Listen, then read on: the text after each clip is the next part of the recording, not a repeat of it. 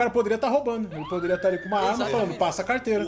O máximo a ilegalidade que ele tá fazendo aí é que ele não tá declarando imposto, né? É. Pô, imagina que chegou um momento que tava dando tão certo que em algum momento ali algum mendigo ficou sem casa, tá ligado? Ele pegou ali pra trabalhar. O cara chegou em casa assim e falou, cadê minha cama daqui, velho? Cadê minha cama?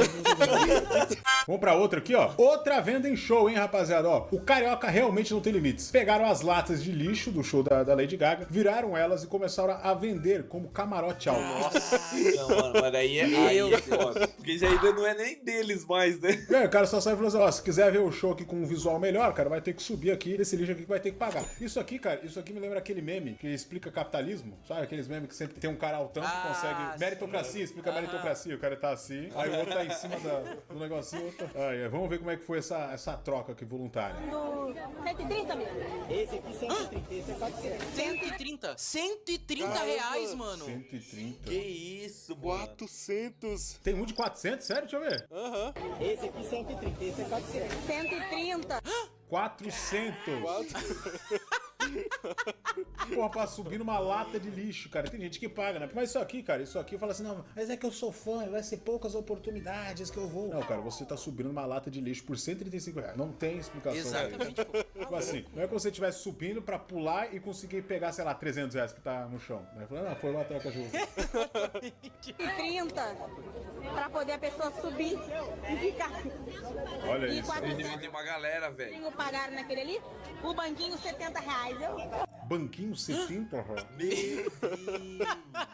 E daí vai diminuindo, né? O banquinho 70, o tijolo vai 40, aí um degrau já vai 20. É os camarotes, né, cara? Tem desde o camarote simples, o camarote mediano e o premium ainda, né, cara? Que é um lixão um pouco maior, né, cara? Mas também tem um porém aqui também, né, cara? Porque, querendo ou não, é o preço que o cara tá cobrando por um show que é de graça. O cara fala, mano, a prefeitura já tá dando show, então eu vou poder abusar pra caramba aqui, porque o cara vai se sentir ainda no lucro. Não, eu estou pagando quase como se fosse o valor de ingresso. Sabe? Falei, não, vou pagar essa porra aqui, cara. Ó, tem um que gravou aqui em cima. Ó, eu vivi isso, ou seja, o rapaz aqui, ele pagou para isso, olha só. Meu Deus. Cara, será que vale a pena? Deixa eu ver a visão. Ah, grandes merda. Mentira, velho. Ah, velho. Ah, mano. Vai se fuder. É que tá todo mundo fazendo a mesma coisa. Caralho, olha só. Consegui ter um visualzinho ali. Não, e é doido isso, cara. Porque, cara, às vezes eu vou em shows, assim, realmente, eu queria, de fato, ver o artista quando eu chego mais perto, mas eu simplesmente desisto. Falo, não, vou ver pelo telão. Tem 2 telões gigantescos. É o que me sobra. Porque muitas vezes, mesmo que eu consiga ver, o famoso tá lá pequenininho, o artista tá desse tamanho aqui, tá ligado? Não faz diferença É nenhuma. um perigo ficar em cima de uma lata de lixo dessa, cara. Não tem equilíbrio nenhum. Se o maluco te empurra, tu cai lá na frente e ele ainda rouba tua lata de lixo, cara. É, até porque eu acho que não dá pra chamar o Pay Mendes pra uma lata de lixo, né? Ele não foi dado pela prefeitura. Vamos pra mais um aqui, ó. Ó, esse aqui é muito bom, rapaziada, porque ele realmente vai conseguir lucrar bastante com esse aqui, porque ele simplesmente faz um aluguel de jet ski pra quem quer ser dublê de rico. Basicamente isso. Olha só. O cara que quer começar a vender de finança, o cara quer virar day trade e tal, quer vender o seu produto, olha só. Os nomezinhos aqui, ó. Nós tira. Tudo passa 10 segundos pra tirar. E coloca o nome do cara, da pessoa. Olha aí, ó. Olha só. Caralho, aí é massa, hein? Aí é massa. E aí o cara liga e diz assim, ó, desce meu jet aí que eu tô chegando. E nós que somos tudo ator pros caras de dublê, na hora meu patrão, seu jet vai estar aqui à sua disposição. E quando tu chegar com a gata, que tem que pressionar, daí já vai estar com o teu nome aqui, ó. Caralho, jogada, mano. É o teu nome. E quando a gente for te entregar o jet, igual aí, meu doutor, seu jet lavadinho, viu? Qualquer coisa, é só falar. Fica à disposição. Liga. Porra, não, pior que é muito Aí bom. sim, cara. O cara que tá pensando assim, olha, eu tenho aqui um dinheiro onde eu consigo levar a moça ali pra praia, consigo pagar ali uns aperitivos, mas nada além disso, né, cara? Eu preciso elevar o nível pra mulher achar que eu sou extremamente rico. É que era igual aquele cara que ele montava, a gente até chegou a ver aqui no canal que ele usava músculo falso pra impressionar a mulher. É esse cara que alugaria o jet ski com o nome dele ali, tá ligado? Ele falou, mano, consegui pegar uma mina 9/10, sendo pobre e sendo 5/10. E vamos ver os comentários aqui da rapaziada. Dublê não é ninguém sem uma equipe pra fazer os efeitos especiais. Olha, o fora que esse comentário é um tipo de comentário que eu consigo ver muito no Facebook. E depois de ter feito isso aqui, ó, dublê não é ninguém sem uma equipe pra fazer os efeitos especiais. Tropa dos que concordam, dê a mãozinha assim, ó. Vamos pro próximo aqui, ó. Aí, pessoal, vou compartilhar uma dica pra vocês. Qual que é essa dica aqui? Eu tô aqui no. Ah, esse aqui é aquele vende sinal de Wi-Fi. Isso aqui é bom, hein, rapaziada. É uma festa junina. Ó, uma festa junina sem sinal de celular. Eu tô aqui vendendo internet. Tem aqui uma Starlink, a antena tá ali em cima do carro. Cara, isso é muito bom, hein, mano. Que faz o gerenciamento do hotspot, manda o sinal para o meu roteador em cima. Aí tem os vouchers, que é esses códigos aqui, ó. Caramba, tem até voucher. Caralho, o cara foi realmente preparado pro bagulho, mano. Que isso, cara. Muito foda isso aqui, cara. Uma vez eu fui numa festa eletrônica e o cara tinha aqueles powerbank grosso, assim, de, sei lá, 20, 30, 50 mil amperes, tá ligado? E ele tava vendendo bateria. É, assim, alugando, né? Alugando, tô ligado. Já fui em festival que eu usei isso aí, tá ligado? Que eu tinha acabado a minha bateria, tinha um pessoal, assim, que tava ofertando powerbank, você ficava umas 2 horas com ele, tá ligado? E depois você devolvia, mano. Muito doido, né, rapaziada? Pô, muito genial isso aí, mano. Pô, tem uns caras que não sabem aproveitar o momento, né? Tá sempre querendo ganhar dinheiro, empreender. É nesses momentos que os caras ficam ricos, né, cara? Porque, por exemplo, agora com essa guerra que tá tendo lá dos Estados Unidos com o Irã, eu já tô pensando, né, cara, ó, vai dar um aumento de preço na gasolina, eu já tô pensando em começar a criar uns cavalos. Começar a fazer uns Uber de carroça, que vai sair muito mais barato. No futuro vai ser isso aí. Vai, vamos pro próximo aqui, ó. Cachaça 24 horas. Aqui agora em Monte Azul, ó. Maluco, isso aí é... Nossa senhora, olha. Bota a moedinha, ganha uma dosezinha. Caramba. Quer tomar uma cachaçinha? Põe a moedinha de R$1. Cachaça caseira. Cachaça. A dosinha aí Olha bacana. só. Não, isso aí é a primeira vez que eu vejo alguém empreender pra moradores de rua, velho. Que loucura, velho. Porque, mano, o morador de rua tá sempre caçando uma moeda, sempre tem que juntar o suficiente pra ele conseguir achar um bar, que às vezes o bar tá longe dele, pra ele conseguir uma dose, tá de madrugada. Pô, tem ali um lugar perfeitinho ali pra ele, ali um self-service ali, que ele só bota a moedinha, pô, se serve ali, toma a cachaçinha dele, cara. Vira uma vila ali daí, né? De repente. Ah, mas daí é sucesso. Caramba. Aí você começa a abrir filiais, né? Você começa a abrir a franquia. Bota uma em cada esquina. Cara, mas isso aí é muito genial. O cara conseguiu um jeito de vender cachaça pra bêbado sem ter que lidar com o bêbado, cara. Nossa, verdade. Onde é essa cidade? Ó, tiozão aqui já tá interessado. Vamos pra mais um aqui. Esse aqui é clássico, a gente já viu no canal, tá, rapaziada? Mas eu decidi separar porque, cara, esse aqui é genial, né? Perco pra você numa corrida. Basicamente isso. Ele vai perder pra você numa corrida pra você surpreender aquela gata. Ó, quer impressionar a sua namorada e os amigos? Pois por apenas R$100 você pode ganhar de mim. Tem uma Toyota Hilux 3.0 e perco propositalmente pra você, independente do carro. Você pode escolher ganhar de lavada ou por pouco, você decide. E por mais R$50, eu finjo estar puto e exijo uma revanche, no qual perderei novamente. Pô, mas numa Hilux 3.0 o cara vai gastar 100 pila aí só em gasolina, tá ligado? Ou talvez ele esteja fazendo isso pra pagar a gasolina, né? Pô, mas pra tu ver como tá faltando emprego no Brasil, os caras tão inventando emprego, cara. Sim. Mas, mano, eu não quero fazer Uber, eu tenho uma carreta, mas não quero usar, eu vou perder pros outros aqui na corrida, cara. Porque isso aqui faz um bom tempo, né? Mas hoje o negócio já escalou, cara. Hoje a gente já consegue achar pessoas pra fingir que você é influencer e tal, tá ligado? Você sai com uma menina, aí vem gente falando, caramba, verdade. você é tal fulano e tal, você é muito foda, etc e tal. Doideira, né, rapaziada? Teve um vídeo de uma mulher falando assim, não, porque agora meu filho tá estudando pra profissões que nem existem, e aí geral ficou zoando ela e tal, mas olha aí, quem que ia imaginar que ia surgir uma profissão dessa aí um dia? Pô, mas eu achei muito legal a ideia, porque além de tu ganhar dinheiro, tu ainda faz amizade, porque o cara que vai te contratar, ele vai achar tu um máximo. Porra, Sim, tu me sim, ajudou sim. a ter moral com a mina e tal. Vai toda semana te ligar, cara, tem uma, perdeu uma correntinha aqui pra mim, cara, que tem uma moreninha aqui que dá pra mim pegar, cara. Eu preciso dar aquela surpreendida. Já esse rapaz aqui nos diz que esse é o canal pra ganhar dinheiro. Vamos ver por que é. Canal de ganhar dinheiro. Lava Jato. Lava Jato. Nossa, meu. Canal de ganhar dinheiro aqui, né? É igual aqueles farm do Minecraft, tá ligado? Só que daí é farm em lavagem de carro, né, cara? Porque o cara entra ali, ele entra num loop infinito. Então, onde eu consigo lavar meu carro? E o cara indica esse lugar e ele simplesmente fica desaparecido por 3 anos, porque toda hora fica voltando pra lavar o próprio carro ali. É tipo aquele filme Origem. Sim, pior que é, né? Vamos pro próximo aqui, ó. Esse rapaz aqui, ó, falou assim, me dá R$5. Mas isso aqui já foi uma coerção, né? Ó, R$5 ou ele joga um rato pelo ônibus aqui, ó, se liga. R$5. Eu vou soltar na amiguinha aqui. E mostrou o rato pra rapaziada.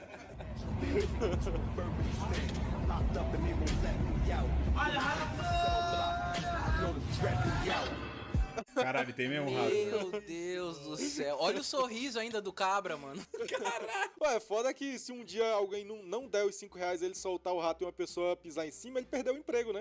Tem que ficar na porta dos esgotos esperando o outro, né, cara? Não, mas aí seria complicado também que ele poderia ser preso por aliciação de ratos, né? A gente vira o Jeffrey Epstein dos ratos. Não, muito pesado. Meu Deus. Meu Deus do céu. Pove, vendedores do Centro Histórico de Salvador. Vamos ver como é que eles são.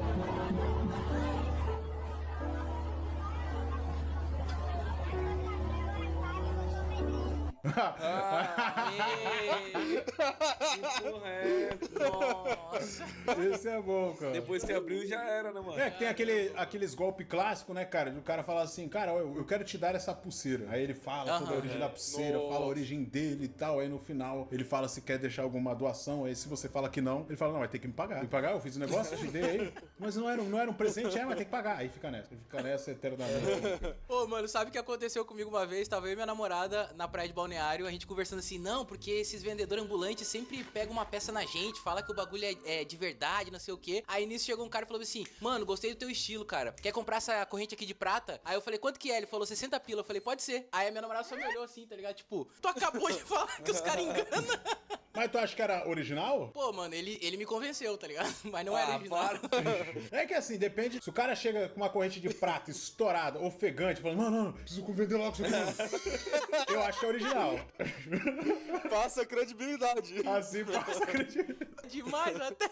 Vamos pro próximo aqui, ó. Olha lá, o cara consegue tocar a música sem mexer o dedo aí. Sem mexer o dedo aí. Tocar a música sem mexer o dedo aí. Caralho, que filho da puta. Pô, mas o cara conseguiu um saxo, mano. Eu tenho um saxo aqui que eu não uso, eu ganhei, sei lá, era do meu tio, da minha mãe. E o cara só comprou uma caixinha de som, cara. E engana muita gente, mano, com certeza. Isso aqui seria como enganar uma véia com IA, com vídeo de IA, sabe? É verdade, né? Pô, eu lembro que cancelaram o Matheus Young por muito menos, né, cara? Esse maluco aí tá ganhando dinheiro com isso, velho. Pior que isso. Isso é Rio de Janeiro, hein? Pior que deve ganhar uma nota, né? Pô, mas o cara é artista, né? Ele nunca prometeu que estaria tocando, né? Tipo aqueles caras de estátua lá que ficam parados lá, tá ligado? É a arte dele ali, fingir que tá tocando. Sim. E tem um ponto também, né, cara, que tipo, toda vez que a gente passa por esses artistas, a gente nunca repara também se ele tá tocando de verdade. Imagina quantos outros fazem isso, né, cara? Meu, verdade, né? Mas se o talento dele é fingir, ele não tem talento não, que o cara percebeu. Meu irmão, o que é isso aqui? Tá aqui o entregador aqui no Subway. Sucesso aí, ó. Uma samba aí, embaixo do brega. Aí aqui você enche a barriga, aqui você esvazia o ovo. Ah, meu Deus. Caralho. Não, pior que é genial, cara, porque depois do amor dá fome. Aí embaixo já tem o Subway, tá ligado? Sim. Ah, agora que eu entendi. Ah, agora entendeu. Não tinha entendido. Ela não tinha entendido. Ele fica lá em cima na perdição, aí ele vem ali embaixo, mata a fome. Muito provavelmente esse Subway também vende um cigarro, né, cara? Pra já deixar tudo prontinho lá pra rapaziada. Vende uma seda. Preservativo. É um samba clandestino. Vou pra mais um aqui, ó. Empreendedor nato. Como é que é? Aí você tá na rua tranquilo, apanhando da sua esposa de boa, e do nada aparece esse desgraçado vendendo cintos. Sério? Meu Deus. Não. Olha lá, ele vendendo cinto pra mulher. Olha lá. Caralho. Meu Deus. Ai. O cara apareceu na pior, ó. Não, aquele vendendo lenço pro outro chorar, esse aqui tá vendendo cinta pra esposa bater no corno. Meu Deus, por que eu tô vendo o cara apanhar de cinta aqui? Por que eu parei pra ver? Verdade. Vocês nem vão poder ver, mas o cara tá apanhando de cinta, tomando uma cintada, nem dado. Apenas um empreendedor brasileiro vendendo seus balões na praia. Meu Deus. Porra? Que é isso? Caralho! Não, para. Peraí. Eu quero aquele lá. João Pé e Feijão lá, tá ligado? Sim, exatamente, cara. É o Burj Khalifa aqui, mano. Que porra é essa, mano? Pô, mas é um marketing muito foda, velho. De longe dá pra saber que tem um vendedor de balão ali, cara. Pô, é aqui em Balneário, não. Se só aqui for na praia daquele Balneário, eu consigo ver daqui de casa, cara. Daqui de casa eu consigo ver. Vou pro próximo. Empreendedor mais fraco, daquele jeito brasileiro. Aí, Vanderlei, tirei os pregos tudinho que tava aqui na pista, de frente ao Antônio Casimiro. Olha o tanto. Meu Deus, velho. De prego. Caramba. Aí é maldade. Filho da puta, mano. Não vamos julgar. Tem uma borracharia ali. Depois da lombada. Cidadão. A segunda vez que está acontece. Esse aí tá com sede de ser campeão, velho. O cara cria os próprios clientes, né, velho? O cara assim, ó, deixar isso aqui, passou aqui, já vem direto. Ia ser muito doido se aquele cara do Lava Rápido, ele abrisse uma borracharia e colocasse lá junto com o barro lá, ele colocasse também prego lá. Caralho. Nossa! No meio do show da Lady Gaga. Aí o cara que é dono do carro pra poder pagar também o Lava Rápido, ele vende aluguel de cima do carro dele pra pessoa ver o show. Cara, mas esse borracheiro aí mostrou que existe dois tipos de empreendedor, né? Existe um empreendedor que vê o problema e vende a solução, e existe um empreendedor que cria o problema e vende a solução. Exatamente isso, cara. E falando em problema, chegamos aqui num problema. O vídeo está ao final. Então, espero que vocês tenham gostado, espero que vocês tenham curtido. Grande abraço, grande beijo pra vocês, tamo junto e se inscreve. Você tá no canal do Michael Pisse, então se inscreve. Checa se tá inscrito, se não tá, mano, se inscreve. Não tem nada igual, então dá like, então se inscreve.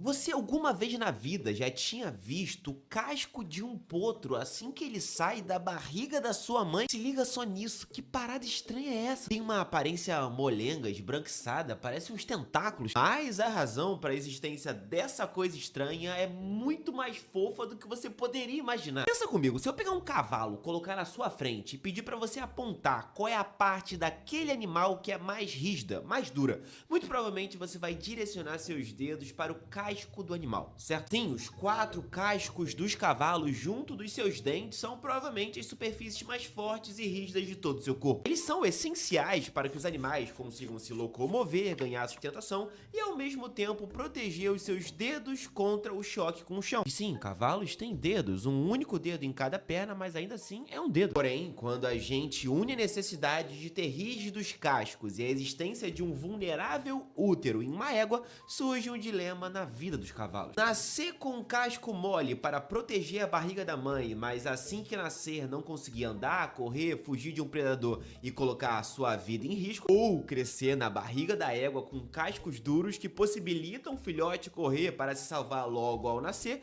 mas correndo o risco de a qualquer movimento brusco dentro do útero da sua mãe gerar perigosas lesões. Por isso a evolução, a mãe natureza, chame como você quiser, para resolver esse dilema, equipou os filhotes de cavalo com essa estrutura para proteger a barriga da mãe e ao mesmo tempo permitir que os filhotes nasçam com os cascos já formados. E é essa cápsula molenga composta de uma queratina mais macia chamada popularmente de chinelo de potro ou de forma técnica de eponíquium ou eponíquio é que resolve tudo. O filhote nasce com cascos rígidos e firmes que os permitem ficar em pé após algumas horas do parto, mas por cima dele uma capa macia e protetora que impede que o útero ou o canal do parto de sua mãe fiquem em risco. Depois disso, o potro só precisa se movimentar normalmente, que a cápsula será gasta com atrito no chão e sobrará apenas o casco. Você tá maluco? Quem não gosta de biologia tem um parafuso a menos, não é possível. Agora diz aqui nos comentários se você já tinha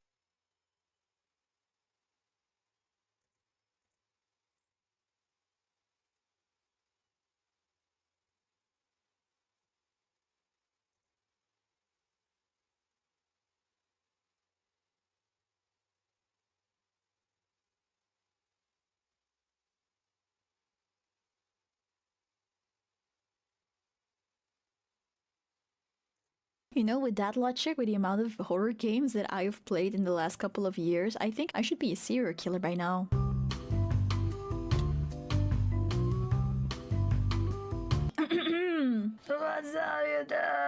Sorry. Today we are back with another video titled The Attack on Male Gamers Continues by Sydney Watson. This topic always triggers me, so I thought it would be interesting to do a reaction on this topic, right?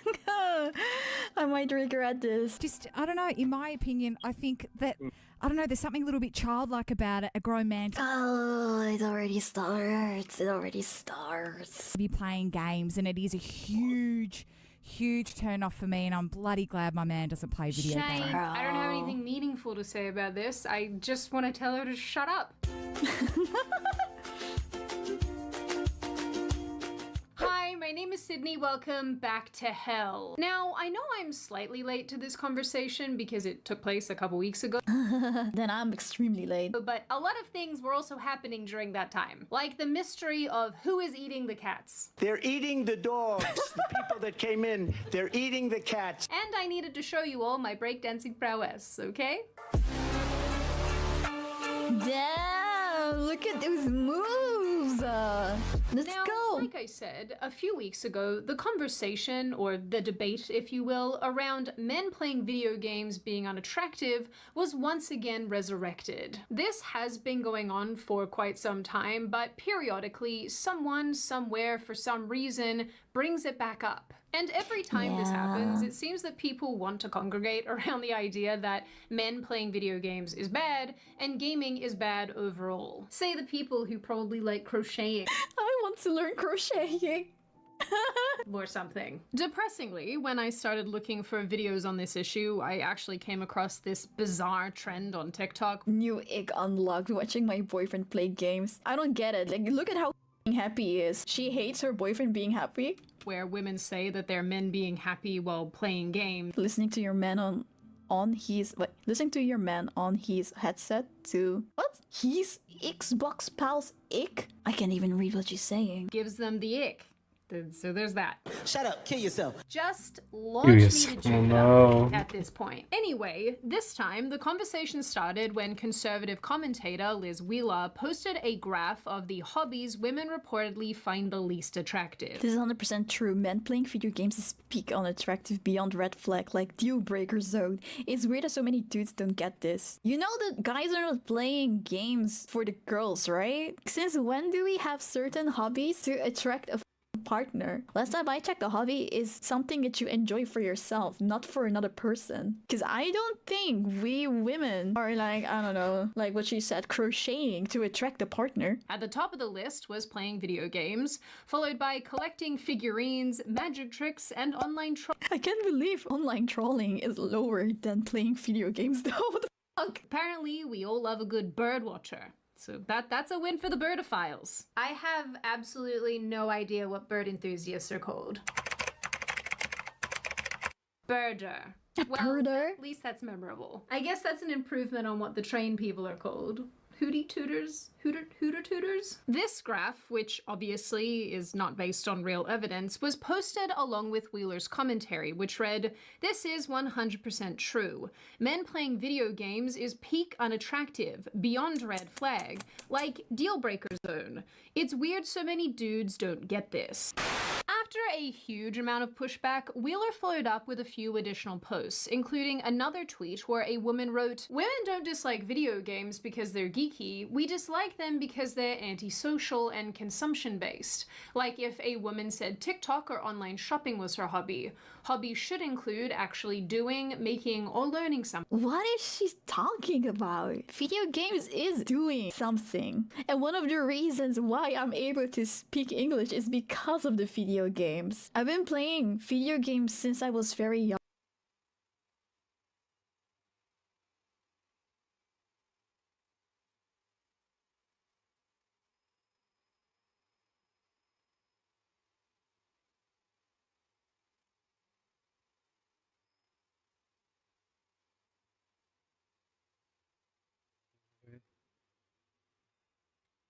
Jogar, tu precisa aprender muito.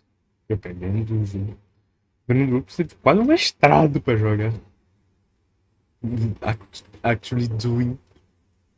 Não tô literalmente. Because all my siblings Então were quer dizer playing. que arte digital não seria um hobby, então? Qualquer coisa digital não seria um hobby? Ele não tá literalmente fazendo, então arte digital não seria um hobby. In games, and my older brother always refused to help me, so I was actually forced to learn the English words by myself. I don't know what she's talking about. Something. Last time I checked, gaming is doing something? Yeah. What is this? What am I even reading here? Doubling down even further, Wheeler also wrote that video games are sedentary, consumptive, fantasy steeped in immorality that have serious negative real-world side effects effects on the men who play them. This tweet was couldn't you say this about books as well? But I guess that's fine to have as a hobby, reading. very long, so I'm just going to summarize the generality of it, which was that video games are a net negative on society based on the fact that they reportedly lead to aggressive behavior, desensitization to violence, anxiety, mood disorders, and so on and so forth. She also asserts that women are attracted to men based on a man's ability to protect, provide, produce, and procreate. Hobbies that illustrate that ability are attractive to women. Hobbies speak for yourself, please. Don't speak for all of us. That do not are not. Not to be a jerk, at least not intentionally, but isn't reading sedentary? That's what I was saying! And Não, literalmente faz menos coisa. Assim, ler é uma coisa melhor, mas teoricamente você faz menos coisa lendo.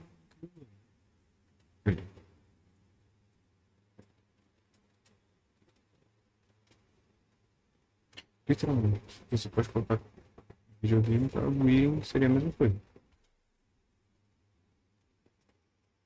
E como aqui é falta, então seria literalmente a mesma coisa.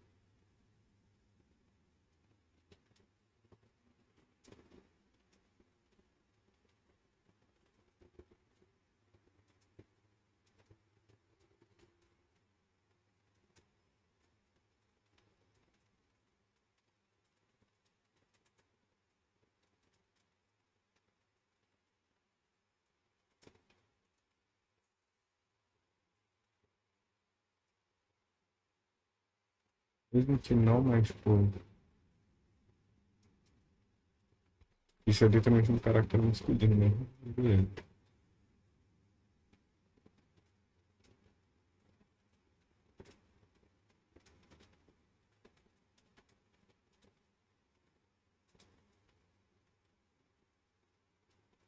O hobby de limpar a casa tóxica, né?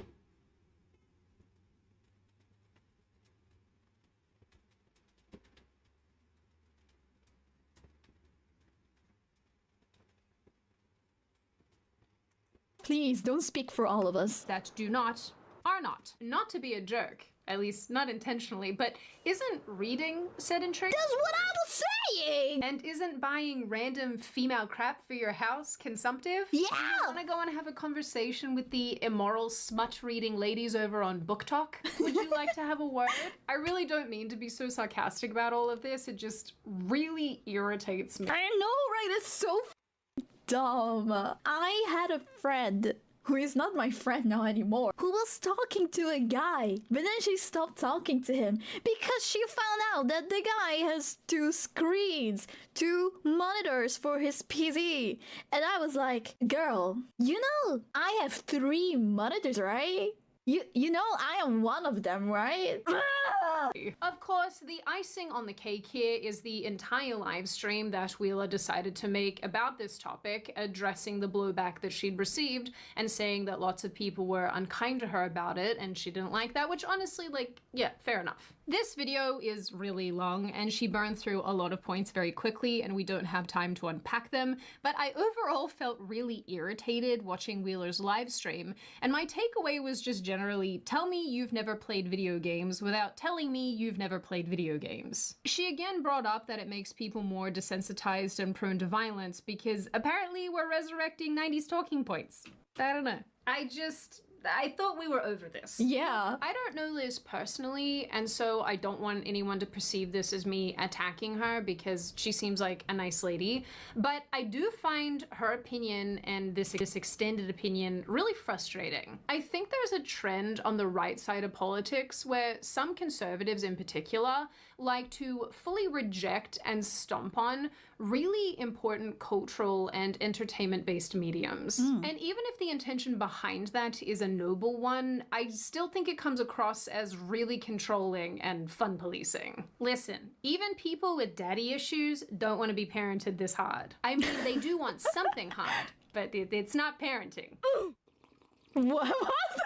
All of this to say, in the long run, I don't think it's very helpful, and I'm sure some of you will disagree with that, and that's okay. Feel free to scream I in the 100% agree comments. with you. No! No!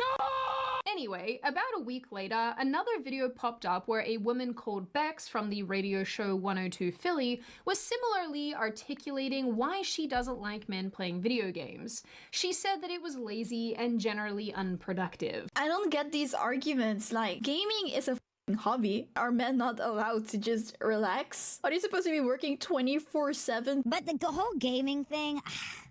What's the problem? Jacqueline has a what's the problem? Because it's just lazy. It feels like unless you're getting paid, and there's a line, right? Like it's cool if you want to do it every so often, but to me, I'm like, go educate, like go do something productive. Why is everyone talking as if you cannot learn stuff? Go educate, like go do if you want to do it every so often, but to me, I'm like, go educate, like go do something productive. Why is everyone talking as if you cannot learn stuff from games? But what is the problem? Yeah. Like, you know, Jacqueline has a big problem with it too. Whenever she hears the PlayStation start up, like I gotta hear the huffing and puffing. Yeah. But if I were to just have TV on, in my opinion, that's even worse. Be on TikTok as it is, not paying attention. So why does it bother you? Because it's not the distraction of me being on TikTok and us watching TV. It's what you could be doing with that time. Then why are you watching TV? And why are you being on TikTok? There it is, and that's it. I knew it. I knew it. You women want to task us so bad that you're so pissed. Yeah, that must be it. Like, that's the only thing with all the arguments that they're saying. This is the only thing that I think makes sense. That these women just want men to be doing something all the time. Because if we're talking about, like, it's just so lazy, you could be doing something else. You could be educating yourself.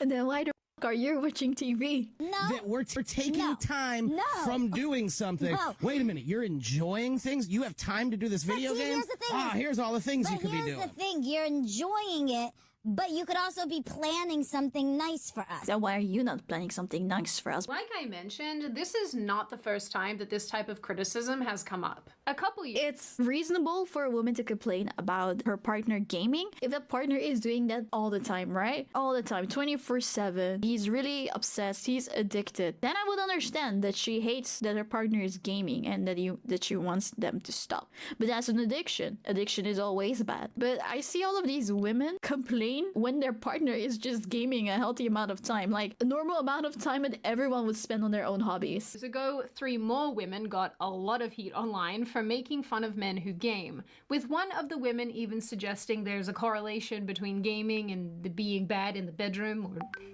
having small male genitalia. That's bullshit.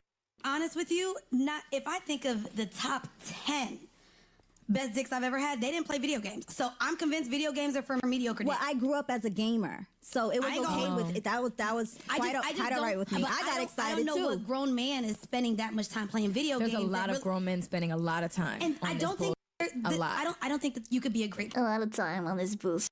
Maybe like 2 hours in the evening. Partner or a great lover as a grown man spending time playing video games. If you're like, this is such a weird statement. Yeah. Do you always judge the appropriateness of a hobby based on man pickles and their performance? Yeah, that's really weird. Is this a legitimate metric? Why are people like this? I mean it. Put me in the cannon and launch me to Jupiter. So I have a very vested interest in this topic, both as a woman and as a person who plays video games. Me too. So I do feel that it is pretty important to come to the defense of male gamers, and I guess just really any gamer in general. Me too. Like, this is like also like the reason why I get so upset about this, because I am a gamer. By saying like men are lazy for gaming, blah blah blah, you're also saying that about any gamer. If you're an adult, you shouldn't be gaming, is basically what you're saying. Because if the criticisms that I've so far highlighted in this video are anything to go by, I think people's perceptions of this industry and those who enjoy games are completely off base. And I think it's generally wild to say that gaming is not a hobby, and if it is, it's one that's overall unattractive to women. Because I would argue in many, many cases that is not true. I mean, first and foremost, the gaming industry as a whole has changed dramatically over the last few decades, and video games have accelerated in scale and quality during that time too. Rather than games appealing to a small portion of people, now anyone anywhere can can play them, which is why the industry has become so enormous. There are so many different stories being told, so many different ideas being explored, and let's remember, importantly, that the amount of women playing games has also grown more and more and is continuing to do so. And no, Animal Crossing and The Sims don't count as gaming. Please stop this. Point being, It does count. It's still a game, sorry. Sorry. video games themselves and the gamers who play them come in all forms, and I don't think it's fair to tar everyone with the same brush. With that said, I do understand why some people, some being the operative word, find gaming to be an unattractive hobby, and I think there's a number of reasons for that. Number one, when most of us millennials were growing up, which is what our friend Liz Wheeler is, we were only really then starting to see sort of a shift in the way that people viewed men and video games. Until this point, I think it's fair to say that gamers were largely associated with the basement-dwelling dorks who played World of Warcraft from dawn until dusk. And whether that view is true or not, whether it's fair or not, that's what was portrayed predominantly in media, entertainment, and by all the kids, all those boys that we went to high school with. I can actually testify to this because I fully remember my older brother sitting in the office all day playing WoW. And sometimes painting Warhammer. I think he still paints Warhammer. To be completely fair to my brother, because, you know, he will probably watch this video, he is in fact the reason why I like gaming at all. Same for me. My older brother is also the reason that I'm gaming. And also why I'm into anime. Therefore why I'm here as a VTuber. And I also remember sitting next to him, watching him play Spyro. Because me too. Little sister. Now that I'm thinking about it, I also remember his LAN parties with his nerd friends. So really love aging myself there. Anyway, this type of visual and this messaging has definitely been ingrained in a lot of us because it's also what we were exposed to in pop culture. And it's probably why a bunch of elder millennials and people who are older than elder millennials especially view gamers through this lens. Actually, hilariously, when I was researching for this video, I found out that the attractiveness of male gamers and how much they game is still being studied because they guess this is a stereotype that never dies. The second reason, and I think this is more applicable across the board, is it is unattractive to come home to your man sitting on his butt all day playing video games. On the weekends, gaming. All day, gaming. Every single weekend, gaming. Can't pull himself away for long enough to spend time with you or to be a father or a husband or whatever. When it becomes an addiction that— Yeah, but that's what I want to say, like, but that's an addiction. That's not just having gaming as your hobby, then it's understandable. Consumes you, yes. That is a problem, yeah, and that is unattractive. But that's always, it's like every addiction. But I feel like these women are like always talking as if it's already an addiction. Well, it's not. And this is the primary criticism that I find online when it comes to men and video games. When my husband and I first got married, he was addicted to video games. So if your spouse is addicted to video games or sports or anything, listen to this. But the thing is, if your man or a man doesn't have a gaming addiction, then what precisely is unattractive about— Yep, makes no sense. —this interest? At least in my experience, the women that I have come into contact with or that I'm friends with or that are in my family and whatever don't really view a man's interest in video games as a good or bad thing. What's most important is how he balances his gaming with his life and its many obligations. But I feel like you have to do that with every kind of hobby. It's not only with gaming. Like, I was obsessively drawing when I was younger. Like, obsessively. For hours, I would even pull all-nighters because I was just so sucked into my drawing. That's also a problem, but I guess people or like women would not see that because I am not quote-unquote gaming, but it is a problem. For example, back in 2020, a TikToker called Alyssa Nguyen actually had to come out and clarify that her gamer husband did indeed take care of her and her kids. Oh wow, just because she shows that she gives him food while he's gaming? After she began uploading compilations of her bringing him his nightly dinners. She wrote, he does all his chores, daddy duties, and husband duties before getting on. One person even asked Nguyen if she was happy with the amount— Are you happy that he plays that much? How do they don't even know how much he plays. They only see like 15 seconds. —of time her husband gamed. Nguyen responded, it doesn't bother me at all. He plays a couple hours a night after he gets home from a long shift. And honestly, I think this comment crystallizes a broader point. A lot of people, not only men, use video games games as a way to alleviate anxiety, to decompress, to de-stress after a long day or a long week or whatever the case may be. And I can actually personally relate to this, and I've actually said this in other videos, where I find nothing more enjoyable after a particularly stressful day than jumping into whatever game I'm playing and Yeah, but I think like that's what your hobbies are for, right? I have like multiple hobbies. I like to game and I like to do creative stuff. Sometimes when I want to relax, I game. Sometimes when I want to relax, I do a diamond painting. Another time I do embroideries. Another day I do drawing. But all those days that I choose something other than gaming, it's fine. It doesn't make sense. just like hacking monsters to death because it's cathartic and it stops me from committing murder. That is a joke, Mr. FBI man. I am making a joke. Jokes aside, in addition to being cathartic, it is a good form of escapism. I watched one particular TikTok where a guy was describing escapism in video games as a bad thing, using it as an indicator of depression or a person who hates their life, and that very well might be the case sometimes. This just reiterates that men yearn for the mines. But again, why do people frown on this type of escapism, but not when it comes in the form of books or films? I was about to say, I've had times too that I would be binge reading books. I would read very, very thick books in like 1 or 2 days. That's the only thing I would be doing. No one complained about that. Television shows. I genuinely feel like there's such an unfair double standard when it comes to gaming that isn't equally applied to other entertainment mediums. If anything, people would be like, oh my god, she likes to read, she's reading so much, that's such a good child. But actually, that's not good. That's not good. That was the only thing I was doing all day. Yeah, I'm gonna need you all to stop that. In my opinion, the bottom line here is that gaming is, in fact, a legitimate hobby. And I will argue till I am blue in the face with whoever I need to argue with that many of us ladies would much rather a guy who games in moderation than one who's down at the bar or at the club every single weekend getting drunk. If you are a man and you enjoy video games, that does not make you unattractive. And frankly, it can actually be a really nice opportunity. I think you're more attractive if you play games. For bonding with your spouse or girlfriend. And I say this as someone who freaking loves couch co-ops. Like, I recently played the Untitled Goose Game and it was unironically a lot of fun. I have to stay away from the platformers though because I just let everyone down. People who make the claim that gaming is antisocial and will turn men into murder factories genuinely don't seem to understand the nature of gaming and how... You know, with that logic, with the amount of horror games that I've played in the last couple of years, I think I should be a serial killer by now.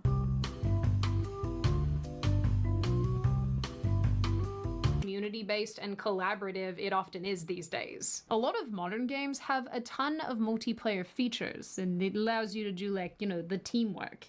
In a time where people are super disconnected, the gaming world is actually pretty great at helping people make friends and create communities. I'll say as well that there are apparently a bunch of other measurable benefits to playing games, like improvements to cognitive functioning, problem solving, impulse control, and so on and so forth, but I don't want to get into it, so I don't know, I guess I'll link some of these in the description and you can read them in your own time. There are definitely way more things to add about this specific topic, but the one that I want to leave you with, the last thought that I have here, is that I definitely think that there is an online trend where people can't stand to see men doing things that make them happy. Yeah, like that clip that she showed at the start, that said new ick unlock when my boyfriend plays a video game or whatever, and it was just him being like really happy. That made me so sad. I'm like, why do you guys want to see your boyfriends miserable? Why is your partner not allowed to be happy? Men have video games and sports. What do women have? I actually see this a lot on Twitter, but with relation to women, where people will post a video of women just doing something fun and silly and goofy and enjoying themselves, and then this onslaught of comments and responses are mad that the women are having fun. I see that a lot here with this issue, and I absolutely hate it when people do it to both of the sexes. Me too, me too. Yeah, shut up. Let people enjoy things. Exactly. Let people enjoy what they enjoy. If you don't like it, then move along. Personally, I'm really glad that gaming has become such a positive outlet for so many people. And as far as unattractive interests go, I think it's worth remembering that when it comes to hobbies and relationships, any hobby can become an obstacle, much in the same way that it can also be an asset. If you enjoy something or have a hobby or have a special interest that gets in between you and somebody else, or it is an all-consuming thing that pushes everybody out of your life, well, yeah, I mean, that's a problem. But if I have nothing to add. I 100% agree with that. you can take an interest or a hobby or a thing that you love and share it with somebody else in an engaging way, or in a way for yourself that passes time but doesn't fill it, I think that's really positive, and honestly, I think that's really all any of us actually want. In the end, if gaming is a thing that you can share with your wife or girlfriend, a thing that you can use to decompress, or even something that has helped you build a really strong community with friendships and positive experiences, no woman in their right mind would consider that a problem. Yeah, actually, yeah. I feel like if your partner has a problem with you just enjoying your hobby in a non-addicting way, do they even really care about you? That is so weird. And if they do, I think that says much more about that woman than the gamer himself. I hope you guys could understand what I was trying to say. I always feel like when I get triggered and I have to talk in English, I always feel like what I'm trying to say doesn't really get delivered. So I hope it was understandable for everyone. Hi, thank you for watching my video. If you enjoyed it, please make sure that you like and subscribe to the channel so you can see more. I also stream live on Twitch, so come join us sometimes.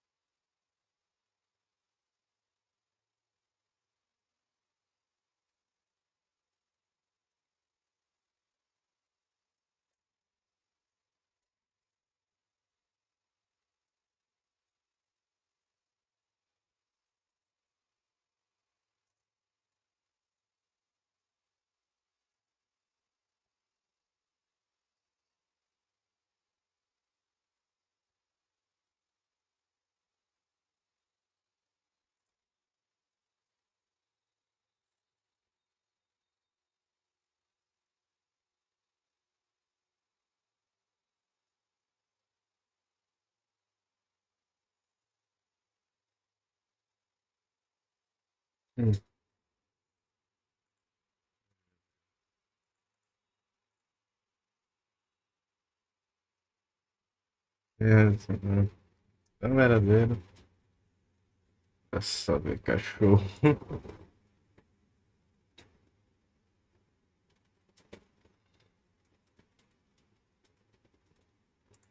Desde 7 anos que eu acompanhava meu pai pro mato pra conhecer, entendeu? E quando eu tinha 11, 12 anos, eu já começava a caçar. Eu já ia sozinho, muito longe. Eu caçava muita caça, vaca, curtia. Pai que ensina, é uma coisa que pai... Não, ele não ensina, na verdade. A gente aprende naturalmente, entendeu? Indo junto, entendeu? Ele não ensina assim, pô, é pra cá que tem que caçar, é desse jeito que se caça, entendeu? Tu vai só observando e aprendendo. Tu vai aprender automaticamente. Pra não se perder futuramente. No caso, eu não me perdi no mato. Eu fui longe demais e eu não consegui chegar na aldeia. Entendeu? Não deu tempo pra mim. Aí eu tive que dormir no mato mesmo. Cara, e se vier um animal, um predador ali? Pô, hoje em dia tem pólvora, né? Depois que o homem branco inventar a pólvora, não existe mais a flecha. Não era a faca de bambu, não? Não. Era a faca daquele de exército. 12, calibre 12. Então se viesse um animal, com certeza eu atirava. Desde 7 anos que eu acompanhava meu pai pro mato. Alguém tá indo talão.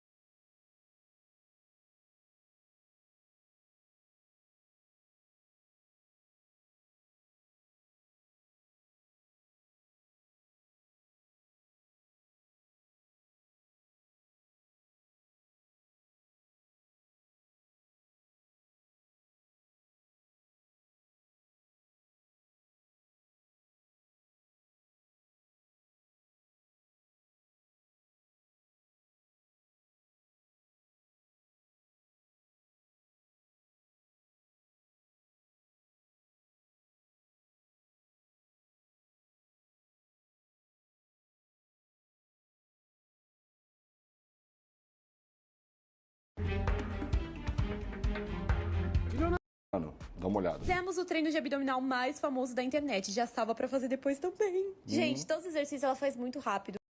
Abdômen definido, marcado, etc. Não adianta fazer abdominal, cara. O músculo é uma coisa, a gordura é outra. O que não deixa o abdômen ficar desenhado, definido, é a capa de gordura, de pururuca, de toicinho que fica em cima. Então, se você quer definir seu abdômen, você pode fazer exercícios abdominais? Cara, pode. Mas o que vai fazer efetivamente esse abdômen aparecer é você ter pouca gordura. Não tem nada a ver uma coisa com a outra, cara. Existe apenas uma estratégia que você pode usar para efetivamente fazer abdominais e o seu abdômen marcar, que é o seguinte: deixar esse músculo mais forte, mais volumoso, porque aí ele vai desenhar mais fácil. Se você tiver com um percentual médio, ele já desenha, não vai precisar ficar com um percentual baixo para desenhar. Mas para você ter esse resultado, fazer esse tipo de abdominal não resolve. Tem que ser um abdominal que exige muito do músculo mesmo. Cara, isso aqui bosta, cara. A única coisa daqui que pode ajudar um pouco mais para você reduzir abdômen é esse burpee do final, porque ele tem um gasto calórico muito alto.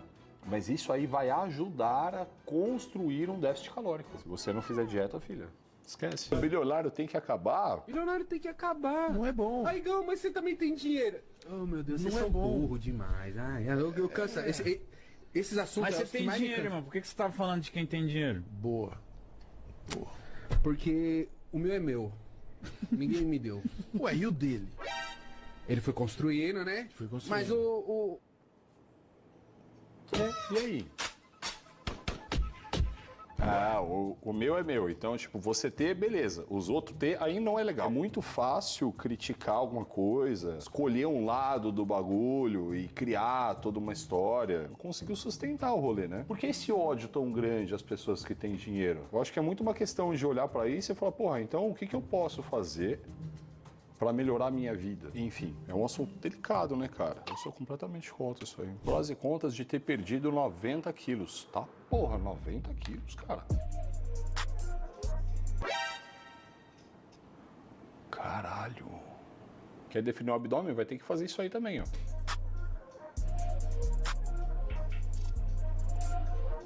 Cara, outra pessoa, né, cara? Completamente outra pessoa. E assim, eu acredito porque dá pra perceber um pouco de flacidez aqui no abdômen dela. Olha só, pra essa pessoa aqui, ó. Se eu te mostrasse duas fotos, essa aqui e essa, concorda comigo que são duas pessoas diferentes? E por que eu tô frisando nessa ideia de serem duas pessoas diferentes? São pessoas diferentes comportamentalmente. São outros hábitos, são outros comportamentos diários. Você pode ter certeza que é tudo diferente. A forma com que ela toma café, a forma com que ela se prepara para dormir, como são os finais de semana dela, tudo é diferente. Tenho certeza, cara. Existem exceções, óbvio. Por isso eu corro sozinha. Vejam o final.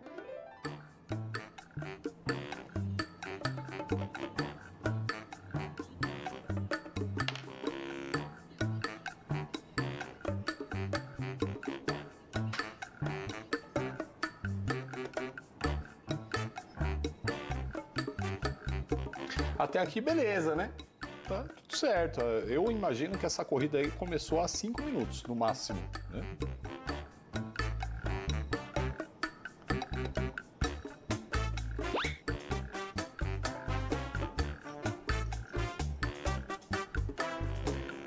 É saudável, é brócolis, mas o queijo, a massa, né? A companhia é foda, cara.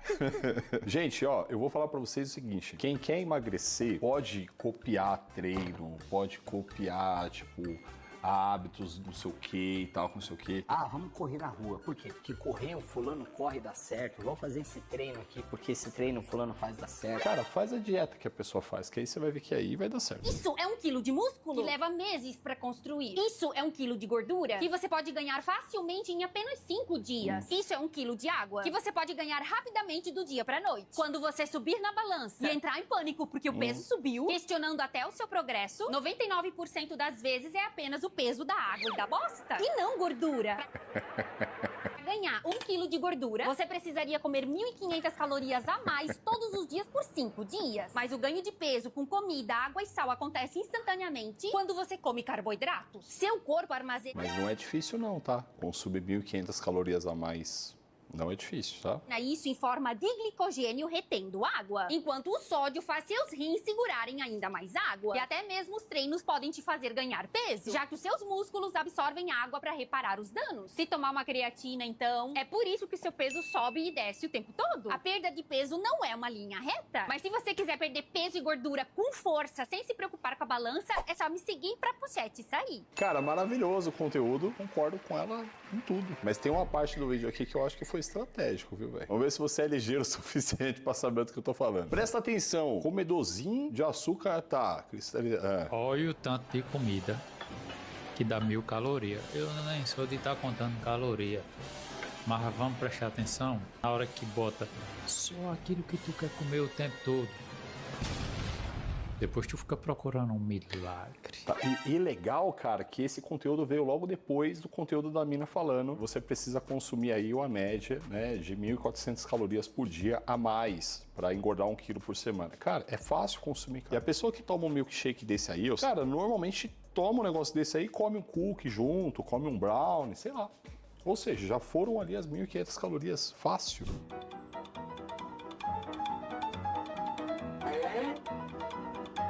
Baita treino, cara.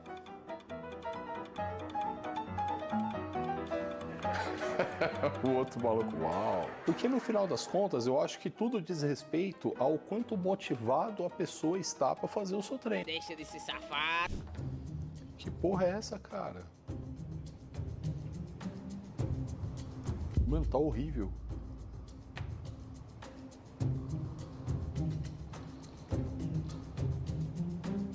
Esse aqui aprendeu a fazer a remada com quem? Comenta aí. Cara, que bosta de movimento, cara.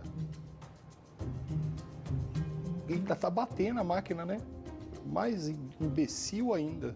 Mas ele achou que tá legal, é isso? Você tá fazendo mais um balanço com o seu corpo, uma rotação de tronco do que qualquer coisa. Para de treinar, cara. Idiota!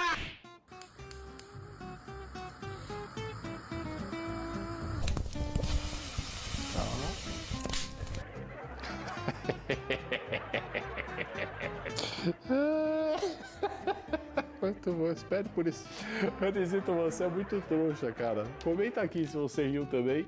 E clica nesse aqui, ó, porque a gente vai continuar fazendo react, dando risada e alegrando o seu dia, cara. Então clica aqui, vambora, vamos continuar nessa parada.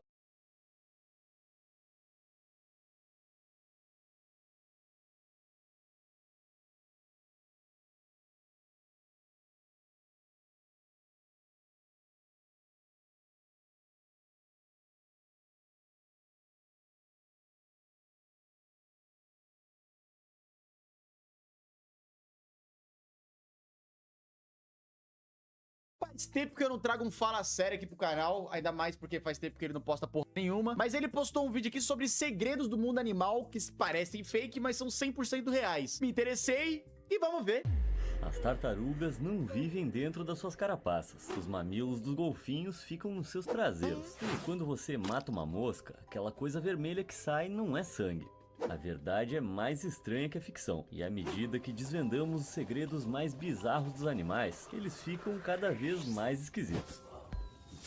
Você consegue imaginar algo pior do que ter as solas dos pés revestidas de papilas gustativas? Usar novamente um par de meias do cesto de roupa suja ou pisar acidentalmente naquela mancha suspeita no tapete? Provavelmente seria um desastre. Mas para as borboletas isso é rotina. Esses insetos voadores têm receptores nas patas que são semelhantes às papilas gustativas humanas, mas 200 vezes mais potentes. Inclusive, sabe aqueles vídeos, aquelas fotos cute, toda tumblerzinho que o povo posta das moscas penduradas, tipo, no rosto ou na mãozinha, assim, sempre num suorzinho, né? Perto de uma ferida. Ela tá chupando o seu sangue, pai. E se alimentando do seu suor, tá? É por isso que ela pousa em você. Não é porque você tem uma energia boa, é porque você tá fedendo. A parte mais louca que as... Ai! Ai! Ai! Ai, ai. Hoje tá saindo uma galera esquisita do bueiro, né? Que loucura. Borboletas adultas nem comem, apenas bebem. Então, pra que esses pés com línguas estranhas? Embora as borboletas não precisem de alimentos sólidos, as lagartas comem, e comem muito. Na verdade, assim que nascem, elas devoram a folha em que se encontram. Seu apetite voraz significa que os pais precisam escolher cuidadosamente o local de nascimento, para que os seus filhotes não comecem a mastigar uma planta tóxica e morram momentos após virem ao mundo. Portanto, testar possíveis locais de postura de ovos envolve basicamente lambê-los com os pés. E o prêmio de mãe do ano vai para... Você provavelmente já sabe que as lontras dão as mãos aos seus... Ah, mano, lontra é um bicho mó... Ai, na moral. Mas lontra é um bicho filha da puta também, mano. Pô, eu vou fazer um vídeo sobre os animais mais filhas da puta do planeta. Eu tenho tanta ideia de vídeo boa pra fazer, mas eu nunca coloco nada em prática. Eu tenho que parar de ser burro, enquanto dormem, pra não se separarem. Mas e se eu te dissesse que as lontras têm um truque ainda mais fofinho na manga? As lontras têm dobras de pele solta no peito, que criam uma bolsinha prática sobre cada um dos seus antebraços, com espaço suficiente pra guardar coisas. Geralmente, elas usam esses bolsos pra armazenar alimentos coletados em mergulhos. Mas tem outro item vital que toda lontra carrega consigo, a sua pedra favorita. As lontras marinhas usam pedras para quebrar amêijoas, caranguejos e outros crustáceos em suas barrigas, e conseguem martelar conchas de abalone até 45 vezes em apenas 15 segundos, quando encontram a pedra perfeita. Tu manja porque algumas pessoas são mais propensas a serem picadas por pernilongo do que outras? Cara, se eu não me engano, eu escutei uma pessoa falando sobre que é o tipo sanguíneo. Dependendo do teu tipo sanguíneo, ou tipo... Se eu não me engano, até o que você comeu pode influenciar se o seu pernilongo vai ter mais afeição pelo teu sangue ou não. Se eu não me engano, tem uma porra dessa. Por isso que falam que, ai, meu sangue tá mais doce do que o normal. Que falam que tem a ver com alimentação e também com tipo sanguíneo. Se eu não me engano, é essa porra aí. Com as habilidades de quebra, seria burrice deixá-la escapar. Então elas simplesmente aguardam em seu bolso secreto e as levam... Gosto muito da live do Wild. Assim que eu me informar, vou começar a oferecer tratamento psicológico aqui só pra conseguir ganhar cliente e fazer dinheiro. É boa, mano, é que tem uns caras precisando, hein? É fácil presumir que animais de fazenda como vacas não têm muito a seu favor, mas um estudo de 2019 desmente essa ideia com a surpreendente revelação de que as vacas realmente têm melhores amigas. Krista McLennan, da Universidade de Northampton, confinou vacas em pares por intervalos de 30 minutos, uma vez com uma parceira preferida ou uma amiga e a outra com uma vaca que elas não conheciam. Krista mediu os batimentos cardíacos das vacas durante cada sessão e verificou que elas ficavam significativamente menos estressadas quando estavam com uma vaca conhecida de quem gostavam. Em 2014, um outro estudo da Teu comedor mandou R$3. Ah, opa! Assiste, criei um ecossistema por um ano no meu quarto do Dr.Plants. Já vi, pai. Já tá visto aí, já tá postado já, ô lerdão. Colômbia Britânica. Tô brincando, valeu pelos 3. Descobriu que bezerros jovens tinham um desempenho pior em tarefas cognitivas quando viviam sozinhos do que quando viviam com um companheiro. Ou seja, a amizade também os torna mais inteligentes. Qual é a diferença entre um crocodilo e um jacaré? O crocodilo não conseguiria colocar a língua pra fora nem que quisesse. A evolução é uma coisa estranha, e acontece que os crocodilos não têm essa habilidade básica, graças a uma membrana que mantém a língua no lugar no céu da boca, o que torna impossível movê-la para fora de suas bocas estreitas. Isso é bem útil quando eles fecham a boca rapidamente, para não morderem a própria língua acidentalmente enquanto comem. Por outro lado, a língua dos jacarés se estende por todo o comprimento dos seus focinhos de 60 centímetros e pode se estender para fora da boca. Eles têm até uma válvula palatina, que é um pedaço de carne que impede a entrada de água quando estão caçando presas debaixo d'água, algo que os crocodilos não conseguem fazer. Os jacarés geralmente têm um temperamento mais dócil que os crocodilos, então se você se deparar com um réptil gigante e quiser saber a probabilidade de ele arrancar suas pernas, é só pedir para ele mostrar a língua. Se um caracol mostrasse a língua, você ia ver que ele tem milhares de dentes. Mas não se engane, os dentes dos caracóis não são como dentes normais, então não espere ver aquele sorriso com dentes branquinhos. Esses supostos dentes são na verdade dispostos em fileiras ao longo da língua, conhecida como fita rádula, que eles usam para raspar e cortar os alimentos antes de entrarem no esôfago. À medida que os dentes se desgastam, eles também são constantemente substituídos. Eu vou falar um bagulho. Caramujo e lesma são animais que merecem mais reconhecimento. Vocês já pararam na frente de um caramujo, de uma lesma e ficaram observando ele de pertinho, só pra ver o que ele tava fazendo? É mó legal, mano. Eu acho caramujo e lesma os bichos mó mano, mó da hora no bagulho. Não sei porque todo mundo odeia essa porra. Ficar atacando sal no cara. Nada a ver isso aí, viu, mano? Diferentes espécies de caracol podem ter quantidades variadas de dentes. O caracol de jardim comum geralmente tem cerca de 14 mil dentes, enquanto outras espécies têm até 25 mil. Imagina o trabalho do dentista. E essa nem é a parte mais impressionante, porque os dentes de um caracol aquático chamado lapa são, na verdade, o material biológico mais forte conhecido pelo homem, mais forte até que o titânio. Desenhos animados provavelmente te ensinaram que as tartarugas podem sair orgulhosamente das suas carapaças quando quiserem, mas... Não, nunca... Pra mim, não, né? Alguém pensava que ela saía do bagulho? Mas a realidade é que se você tentar remover uma tartaruga da sua carapaça, provavelmente ela vai morrer. Ao contrário da crença popular, a carapaça de uma tartaruga não é só um espaço vazio onde o animal pode se enrolar para um cochilo, embora elas consigam esconder os seus membros dentro dela para... Louco, alguém pensava que a carapaça de uma tartaruga, de um jabuti, de um cágado, era diferente do corpo dela? Alguém pensou isso alguma vez na vida? Proteger. Na verdade, é uma parte integral da anatomia da tartaruga. Dá uma olhada nessa seção transversal chocante da carapaça de uma tartaruga e você vai ver exatamente o que eu tô falando. A carapaça é, na verdade, fundida aos ossos do esqueleto, nas costelas e na coluna, e até tem as suas próprias terminações nervosas, o que significa que elas conseguem sentir quando estão sendo tocadas ou acariciadas. As tartarugas e os cágados também não escolhem em qual carapaça viver. Eles nascem com ela e crescem junto com ela. Nossa, eu paro de olhar o chat 1 minuto e os caras estão falando sobre a 12K porra com abacaxi, velho. Na moral, que chat é esse? Então sempre tem o tamanho perfeito. Pensa assim, pedir uma tartaruga para sair da carapaça seria como pedir para um humano simplesmente sair da própria pele. Não ia ser nada agradável. Quando você encontra um inseto em casa, o seu primeiro instinto pode ser esmagá-lo. É rápido, fácil e indolor. Quer dizer, pelo menos para você. Mas se você estiver lidando com um desses caras... As pessoas me perguntam muito, né? Ah, você fala de bicho, você fala de conservação, você mata barata? Eu falo, mano, não. Não porque eu protejo baratas. Também tem essa, eu prefiro evitar. Mas também porque, mano, limpar sujeira de barata morta é um dos bagulhos mais insuportáveis que existe. Além de ficar o chão todo nojento, dependendo do impacto que você dá, fica tudo nojento, é muito mais fácil você catar a barata e jogar fora, deixar ela ver o rumo dela. Eu prefiro fazer isso. Como eu crio barata em casa, eu não tenho muito nojo de pegar na mão. Então, normalmente, eu pego na mão mesmo e jogo por cima do muro, que tem um terreno baldio, ela vai embora, mandou mano. R$1. Hã? Não assistiu, não, seu burro. Não assistiu o quê, ô filha de uma puta? Tomar no cu, burro é tu, rapaz. Que talvez você fique ali tentando pra sempre. Neal mandou R$1. Dale. Valeu pelas lives, Wild. Salve. Valeu, Neal. Valeu pelo real aí, mano. Tamo junto. O besouro blindado. Ele pode parecer praticamente qualquer outro besouro à primeira vista. Mas se você bater nele, pisar nele ou até mesmo atropelá-lo com o carro, esse besouro ainda vai escapar ileso. Mas como um besouro aparentemente comum. Que Esse besouro apareceu em Dr. Plants, hein, mano? No último vídeo que nós fez dele, quem lembra? Apenas cerca de 1,5 cm a 2 centímetros. Tem medo da barata te morder, mas a mordida da barata é um bagulho tão... Foda-se, não dói não. É tipo, sei lá, você nem sente direito. Adquire toda essa força. Cientistas descobriram que as élitras, as asas externas dos besouros, são tão resistentes porque são compostas por uma série de peças que se encaixam perfeitamente, como em um quebra-cabeça. Como você pode ver, essas partes individuais se encaixam firmemente para aumentar a resistência da carapaça. Tem o S de Superman ali, hein, mano? Olha o S de Superman. Partes individuais se encaixam firmemente para aumentar a resistência. As mensagens aí, ó.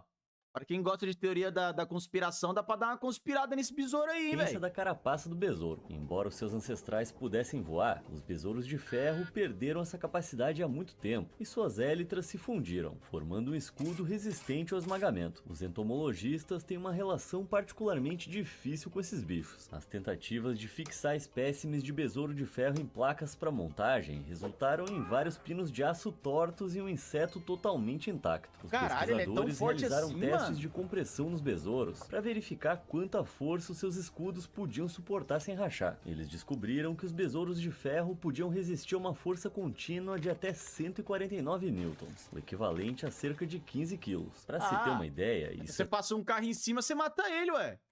Oxe, porra, como assim? Cerca de 39 mil vezes o peso corporal médio dos besouros. E mais do que o dobro do que outras espécies de besouros conseguem suportar. Matar uma mosca é uma das muitas pequenas vitórias da vida. Agora, limpar a desagradável mancha vermelha que fica não é tão divertido. Mas olha só, aquilo não é sangue de verdade. Os insetos de fato têm sangue, mas não é como o nosso. O sangue humano contém glóbulos vermelhos, responsáveis por transportar oxigênio pelo corpo. O motivo de serem vermelhos O dos insetos é hemolinfa. Vai tomando aí, Zé. vermelhos é porque contém hemoglobina, uma proteína especial que se liga ao oxigênio. O sangue dos insetos, ou hemolinfa, por outro lado, contém vários nutrientes, hormônios e outras substâncias, mas não possui hemoglobina. Portanto, em vez de ser vermelho, o sangue deles é geralmente transparente, mas às vezes pode conter pigmentos devido às plantas que eles comeram, o que pode dar ao sangue uma tonalidade amarela ou esverdeada. Mas então, de onde é que vem a mancha vermelha? Bom, para simplificar, aquela mancha carmesim que você vê quando esmaga a mosca é na verdade o resultado dos pigmentos vermelhos dos seus olhos. De alguma forma, a ideia de limpar o líquido vermelho vivo dos olhos é ainda mais esquisito do que sangue. Se eu te perguntasse onde se encontram os mamilos de um golfinho, o que você responderia? Acredite ou não... Nossa, os vídeos do Fala Sério é um bagulho muito aleatório, né?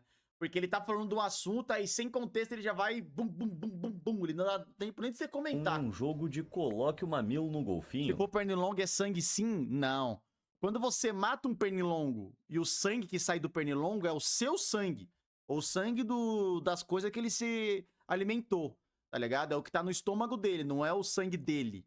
Tanto que em muitas situações eu já matei pernilongo que não saiu uma gota de líquido nenhum, porque ele tava vazio.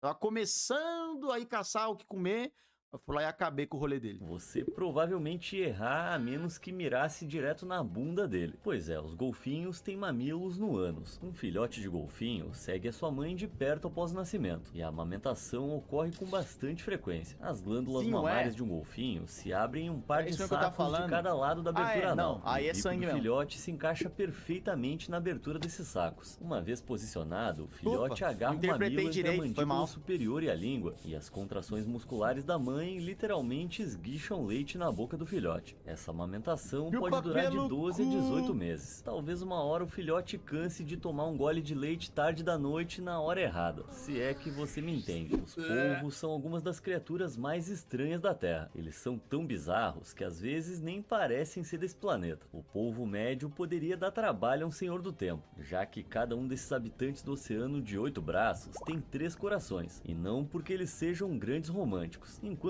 um deles, o coração sistêmico, circula o sangue pelo corpo e órgãos vitais, os outros dois, conhecidos como corações branquiais, bombeiam o sangue através de cada uma de suas brânquias. Quando um polvo está nadando, o coração sistêmico para de bater, e isso o exaure, o que provavelmente explica por que eles preferem rastejar a nadar se puderem escolher. Corações não são a única coisa que os polvos têm em abundância, já que eles também têm 9 cérebros, o que provavelmente... O quê? Mano!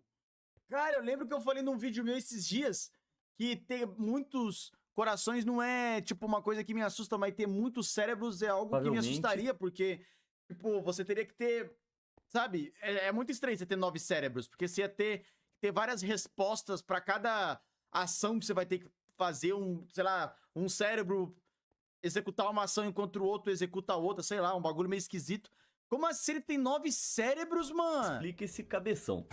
Cada cérebro pra um tentáculo, só descobriu agora, é isso? Só descobri agora, mano. Eu não sabia disso não, velho. Acredite ou não, um polvo tem apenas um cérebro na cabeça. Os outros 8 estão localizados em seus 8 braços. Esses pequenos cérebros são aglomerados de células nervosas que controlam movimentos independentes, o que significa que um braço pode estar quebrando um marisco, enquanto o outro vasculha uma caverna em busca de comida. Isso sim é multitarefa de verdade. Bom, aqui vai algo totalmente novo para você tentar entender. Dá pra ver o globo ocular de uma coruja através do orifício da orelha. Pô, biólogo ainda. Ah, vai tomar no seu cu, cara. Sou obrigado a saber de tudo, seu arrombado. Tem um cara de dicionário Aurélio, tem o cara de Wikipedia. Porra, tomar no cu, velho. Isso mesmo, é só olhar por aqui. Espero que você nunca fale pra mim no que você se formou, viu, Wesley? Ou Arcey. Seu nome é o Arcey. Espero que você nunca fale pra mim do que você se formou, viu, Arcey? Eu vou te cobrar até o final da sua vida pra você saber cada coisa da sua profissão. Cada milímetro que médica coisa vai ter que saber nessa porra agora. Aquelas também. orelhas pontudas e surpresa. Você vai ter a visão privilegiada do olho de um pássaro. Essas fotos de revirar o estômago foram capturadas no sul de Ohio pelo naturalista James McCormack, que observou de perto a grande abertura na orelha de uma coruja serrana do norte, durante uma iniciativa de coleta de dados do projeto Walnut. Como todas as aves, as corujas não têm as estruturas auriculares externas que a maioria dos mamíferos possui, o que significa que as suas orelhas são só grandes aberturas em seus crânios. No fim das contas, acho que as orelhas é que são as janelas da alma. Se você se deparasse com essa beleza durante um passeio, provavelmente ia achar que se tratava de uma joaninha inocente, mas estaria redondamente enganado. Essa gracinha vermelha brilhante é na verdade uma barata, uma das pragas mais odiadas do mundo. Você provavelmente pensa que todas as baratas são criaturas grandes e marrons, mas na verdade é possível encontrar uma vasta e colorida variedade desses bichos. E a barata do gênero Prosplecta é sem dúvida uma das mais bonitas. Embora algumas baratas, como as do gênero Perisferos, dependam de truques de camuflagem, como se enrolar em uma bola para imitar tatuzinhos de jardim, o gênero Prosplecta levou sua camuflagem a outro nível. Assim como aquelas moscas das flores incômodas, essa barata, que pode ser encontrada nas Filipinas, usa mimetismo. Nossa, mano, mimetismo é um dos bagulhos mais foda que existe, na moral. Tipo, o fato de você ver que o animal ele tá ganhando em alguma característica, você imitar essa característica pra se beneficiar, pra mim é um dos bagulhos mais inteligentes que existem. Para copiar o padrão distinto de manchas vermelhas e pretas da joaninha. As joaninhas, assim como as abelhas e vespas, usam... Engraçado que essa aí, ninguém desce a sandália quando vê preconceito, é preconceito, mano. Papo reto, preconceito com as nossas manas baratas. Coloração aposemática para dizer aos predadores que são uma ameaça, porque produzem alcaloides, substâncias químicas tóxicas que as tornam desagradáveis ao paladar dos predadores. Basicamente, essa barata esperta tá se disfarçando para garantir que seja deixada em paz. Esse bicho deve adorar a festa fantasia. Se eu pedisse para você rabiscar um macaco de desenho animado, cara, certamente você... Esse da barata foi um dos mais da hora. Sem maldade, eu gostei pra caralho. Ia colocar uma banana na mão dele. Mas a probabilidade de um macaco selvagem realmente devorar essa fruta, como fazem na cultura popular, é na verdade muito pequena. Talvez a culpa pela disseminação dessa mentira perversa seja do George o Curioso. Mas chegou a hora de você saber a verdade. De acordo com a especialista em primatas, Catherine... Verdade, eu fiz um vídeo sobre isso daqui, hein, mano. Há uns 2 anos atrás eu fiz um vídeo sobre isso, inclusive vou fazer um reboot desse vídeo. Toda essa ligação entre macacos selvagens e bananas é na verdade uma completa invenção. Macacos selvagens jamais vão encontrar bananas, a menos que estejam perto de áreas habitadas por humanos onde elas foram plantadas, já que a banana comestível é uma planta e fruta cultivada e domesticada. Na natureza, é muito mais provável que macacos comam folhas, flores, nozes e insetos, do que o tipo de banana que compramos no supermercado. As bananas nem fazem bem pros macacos. Aliás, em 2000... Sim, eu falei sobre isso num vídeo meu e eu fui criticado pra caralho porque eu falei isso, mano. Eu falei, mano, banana nem é um dos alimentos mais saudáveis pros macacos. A banana que a gente tem comestível, urbanizada, foi feita geneticamente por seres humanos. Pro ser humano poder comer a banana natural que a gente descobriu, a banana natural que cresce na floresta, os caralho, ela é cheia de semente. Macaco nenhum come essa porra. A banana que a gente cultivou geneticamente pela mão humana nem sequer faz bem pros macacos. Na verdade, não é base alimentar pra animal nenhum. Nem pra gente direito é um alimento como base alimentar. Vai ser pro macaco. O bagulho nem faz tão bem assim. É puro açúcar o bagulho, tá ligado? Você dá em excesso, pode até matar teu bicho, deixar ele gordo. Fui criticado pra caralho nesse vídeo, mano. Não sei por que me criticaram. Não faz nem sentido me criticar. Eu tô literalmente trazendo uma curiosidade mó da hora, tá ligado? E os caras me criticaram até o fim da minha vida, mano. Aquele vídeo, mano, ele sofreu uma onda de hate tão sinistra que o vídeo ele quase foi derrubado. Principalmente do TikTok por excesso de denúncia. Falaram que o vídeo tinha promoção paga. Aí eu tive que provar que não tinha. Nossa, foi mó rolê, mano. Na moral, eu fiquei em Shadowban, recebi avisos de conta. Não faz... Caralho, eu fiquei incrédulo. Tudo bem, às vezes eu posso falar. É que eu falei, né? Que se você achar isso, você é um burro, não sei o que, mas é meu jeito de falar. Aí os caras ficou putos. O zoológico de Penton, na Inglaterra, proibiu completamente que os macacos comessem bananas, porque elas são tão açucaradas que fazem mal aos dentes e podem levar doenças como diabetes. Mas isso não significa que os macacos não gostem de bananas. Um estudo de 1936 ofereceu frutas, vegetais, nozes e pão a macacos, para ver o que eles escolheriam comer mais, e se descobriu que as bananas ficaram logo atrás das uvas, como a fruta favorita deles. A gente sempre quer o que não pode ter. Existem muitos equívocos comuns sobre os seus animais favoritos, e provavelmente eu vou ser a primeira pessoa a te contar que a pele dos tigres é de fato listrada, e não só o seu pelo. Se você raspasse completamente um tigre, ia encontrar o mesmo padrão distinto impresso Oxi, sobre... Mary, o dentista que eu ia era cheio de macaco. Que dentista é esse, mano? Que os caras têm macaco dentro do consultório. Lembra até hoje a placa lembra até hoje da placa. Não dê comida, eles podem te roubar e puxar seu cabelo, cuidado. Como assim tem macaco num dentista, velho? Isso pode? Te contar que a pele dos tigres é de fato listrada, e não só o seu pelo. Se você raspasse completamente um tigre, ia encontrar o mesmo padrão distinto impresso. Inclusive, vocês sabiam que o tigre, na verdade, não é laranja, mano? Vocês sabiam disso aí, guys? Na verdade, o tigre, aos olhos das presas que ele se alimenta, é verde, para ele se camuflar no ambiente. Só que os animais que ele caça não vê a ampla gama de cores igual a gente vê. Então eles não conseguem identificar o laranja. A gente consegue, então a gente vê laranja. Mas na verdade, ele é verde.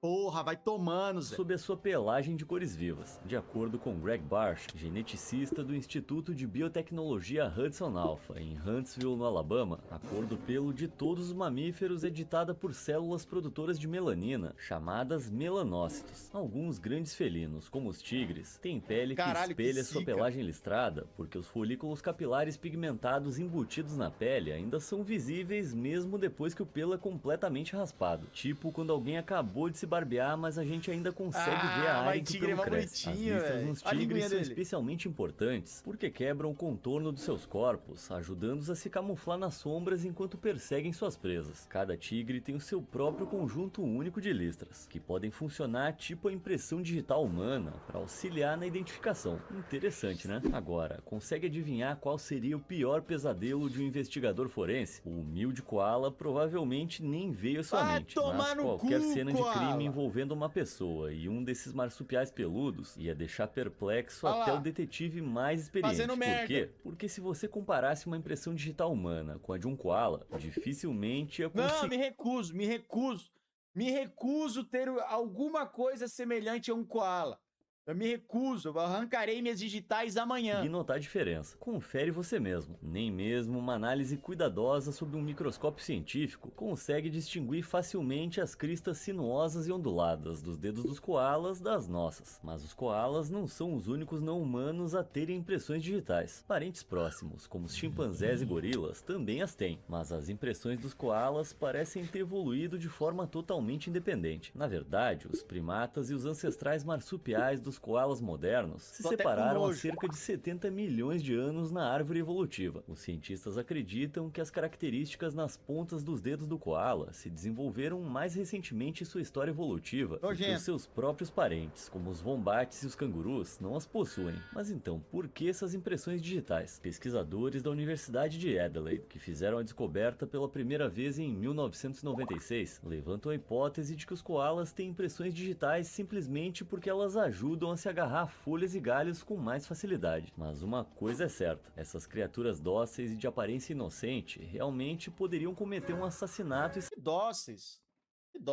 inocente. É um filho da puta por completo. Tá impunes. Eu já falei disso aqui uma vez. Os adoráveis marsupiais australianos fazem cocô perfeitamente em formato de cubo. Por algum tempo, pesquisas sobre o motivo por trás das peculiaridades bizarras na eliminação de dejetos dos wombates foram escassas, mas as teorias eram abundantes. Uma das hipóteses mais populares é de que o cocô do wombate é quadrado para que as criaturas possam empilhar facilmente para marcar o território, feito peças de Lego nojentas. Um único wombate deixa em média 80 e 100 cocôs quadrados em seu território em uma noite. E alguns dizem que o seu formato quadrado significa que eles podem ficar em cima de troncos e outras superfícies com mais facilidade. Mas em 2018, Patricia Young, pesquisadora do Instituto de Tecnologia da Georgia, descartou essa teoria. Patricia explicou que os wombates não defecam estrategicamente. Em vez disso, os seus excrementos quadrados são na verdade resultado do ambiente seco em que vivem. Como eles espremem até a última gota de umidade em seus alimentos, suas fezes são moldadas de forma diferente nos intestinos e saem secas e rígidas. Não, caso você esteja se perguntando, eles não têm o ânus quadrado, o que significa que todo o processo provavelmente é bem desconfortável. É claro que as baratas, uma das criaturas mais repulsivas da Terra, seriam as únicas sobreviventes de um apocalipse nuclear. Mas será que elas também são inteligentes? Em um estudo de... Nossa, verdade. Uma pessoa me explicou uma vez, acho que foi minha professora, me explicou por que as baratas sobrevivem a bombas atômicas.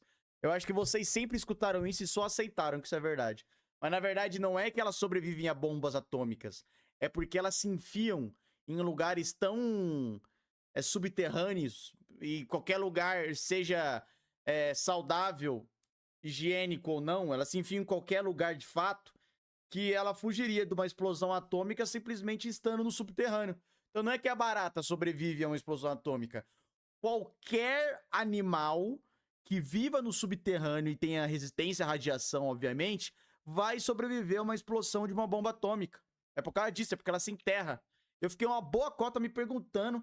Aí eu lembro que eu no segundo ano do ensino médio, acho que terceiro, levantei só pra perguntar isso. Falei, professora, por que não sei o que, não sei o que lá? Aí ela me explicou. Em 2006, pesquisadores descobriram que quando 50 baratas... Primeiro ela quase me mandou ir tomar no cu por interromper a sala por, mandar uma pergunta tão inútil dessa. Depois ela me explicou. Apresentadas a 3 abrigos que são grandes o suficiente para 40 insetos, elas se dividem em 2 grupos de 25, deixando o terceiro abrigo vazio. O fato de elas serem capazes de se dividir igualmente, de forma tão democrática, sugere que a colaboração é natural para elas. Quando o estudo foi repetido, com um abrigo com lugar para mais de 50 baratas, todas se mudaram para ele, mostrando que elas possuíam racionalidade. De acordo com os especialistas, não há hierarquia em grupos de baratas. As baratas são insetos gregários, o que significa que se beneficiam da vida em grupo, o que simplifica a tomada de decisões. O que é ainda mais interessante é que as baratas não emitem sons, então precisam se comunicar sem vocalizar. De acordo com o pesquisador Dr. José Halloy, as baratas... Pior que barata de Madagascar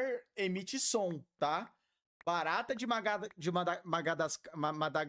comunicam usando meios químicos e táteis, além da visão. Quando se encontram, elas reconhecem se pertencem à mesma colônia graças às suas antenas, que são órgãos olfativos sofisticados e extremamente sensíveis. Elas podem ser muito odiadas, mas esses insetos são bem inteligentes. Você sabia que os pombos têm códigos estranhos em suas asas? Calma aí, não se assusta. Tem uma explicação perfeitamente racional para esse código secreto. Acredite ou não, a corrida de pombos é um esporte muito popular em lugares como Taiwan. Caso você não saiba, a corrida de pombos é o esporte de soltar pombos correio especialmente treinados, que retornam seus ninhos percorrendo uma distância cuidadosamente medida. O tempo que a ave leva para percorrer a distância específica é medido, e a velocidade é calculada e comparada com a dos outros pombos na corrida, para determinar qual retornou mais rápido. Às vezes, o árbitro marca as asas das pombas com esses símbolos especiais, que brilham sob luz ultravioleta, como forma de identificá-las antes de serem soltas. Dessa forma, não há dúvidas sobre a quem pertence cada pomba quando elas voltam, o que também elimina a possibilidade de táticas desonestas. Taiwan tem mais eventos de corridas de pombos do que qualquer outro país, e a cada ano o valor dos prêmios chega a bilhões de novos dólares taiwaneses. Embora as penas das pombas sejam naturalmente iridescentes, você não vai encontrar essas marcas em qualquer pombo comum.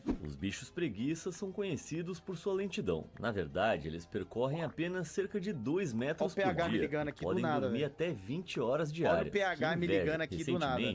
Realmente, dá uma pausa. Aí eu voltei, fui atender o PH que ele me ligou aqui do nada. Não sei por que também. Voltei. Pesquisadores da Universidade de Helsinki descobriram que essas criaturas tranquilas se movem em um ritmo tão lento que as algas têm tempo suficiente para crescer em seus pelos. Os pesquisadores estudaram a pelagem e as algas em nível molecular para examinar essa relação. E eles descobriram que o tipo de alga que cresce na maioria das 6 espécies de bicho preguiça se chama Trichopilus velkeri, uma espécie que não é encontrada em nenhum outro lugar. De acordo com a pesquisa... Mano, acho que a preguiça ela é tão lenta, mas tão tapada, que as células decompositoras deve entender que ela está morta, de tão lenta que essa porra se move. Essa bicha deve ser decomposta 5 anos antes do momento da morte dela. A pesquisadora principal, Mila Sutari, a alga é transmitida da mãe pro filhote quando ele tem apenas algumas semanas de vida. Os bichos preguiça conseguem absorver água dos alimentos ou do ambiente. Caralho, o PH tá me ligando de novo. Agora voltei. PH aqui, sei lá o que esse porra quer, mas vamos lá. Rapidamente, o que proporciona um ambiente perfeito pro crescimento dessas algas. Mas em vez de simplesmente lavar as algas, os bichos preguiça desenvolveram maneiras inteligentes de usá-las a seu favor. Em primeiro lugar, as algas funcionam tipo uma camuflagem verde, eficaz para as criaturas que vivem nas árvores, que teriam muita dificuldade em escapar de predadores. Quando não estão usando como capa de invisibilidade, elas também as usam para alimentar os filhotes. Da próxima vez que você reclamar do que tem pra janta, pensa nos filhotes de preguiça, que tem que comer algas que saem dos pelos da mãe.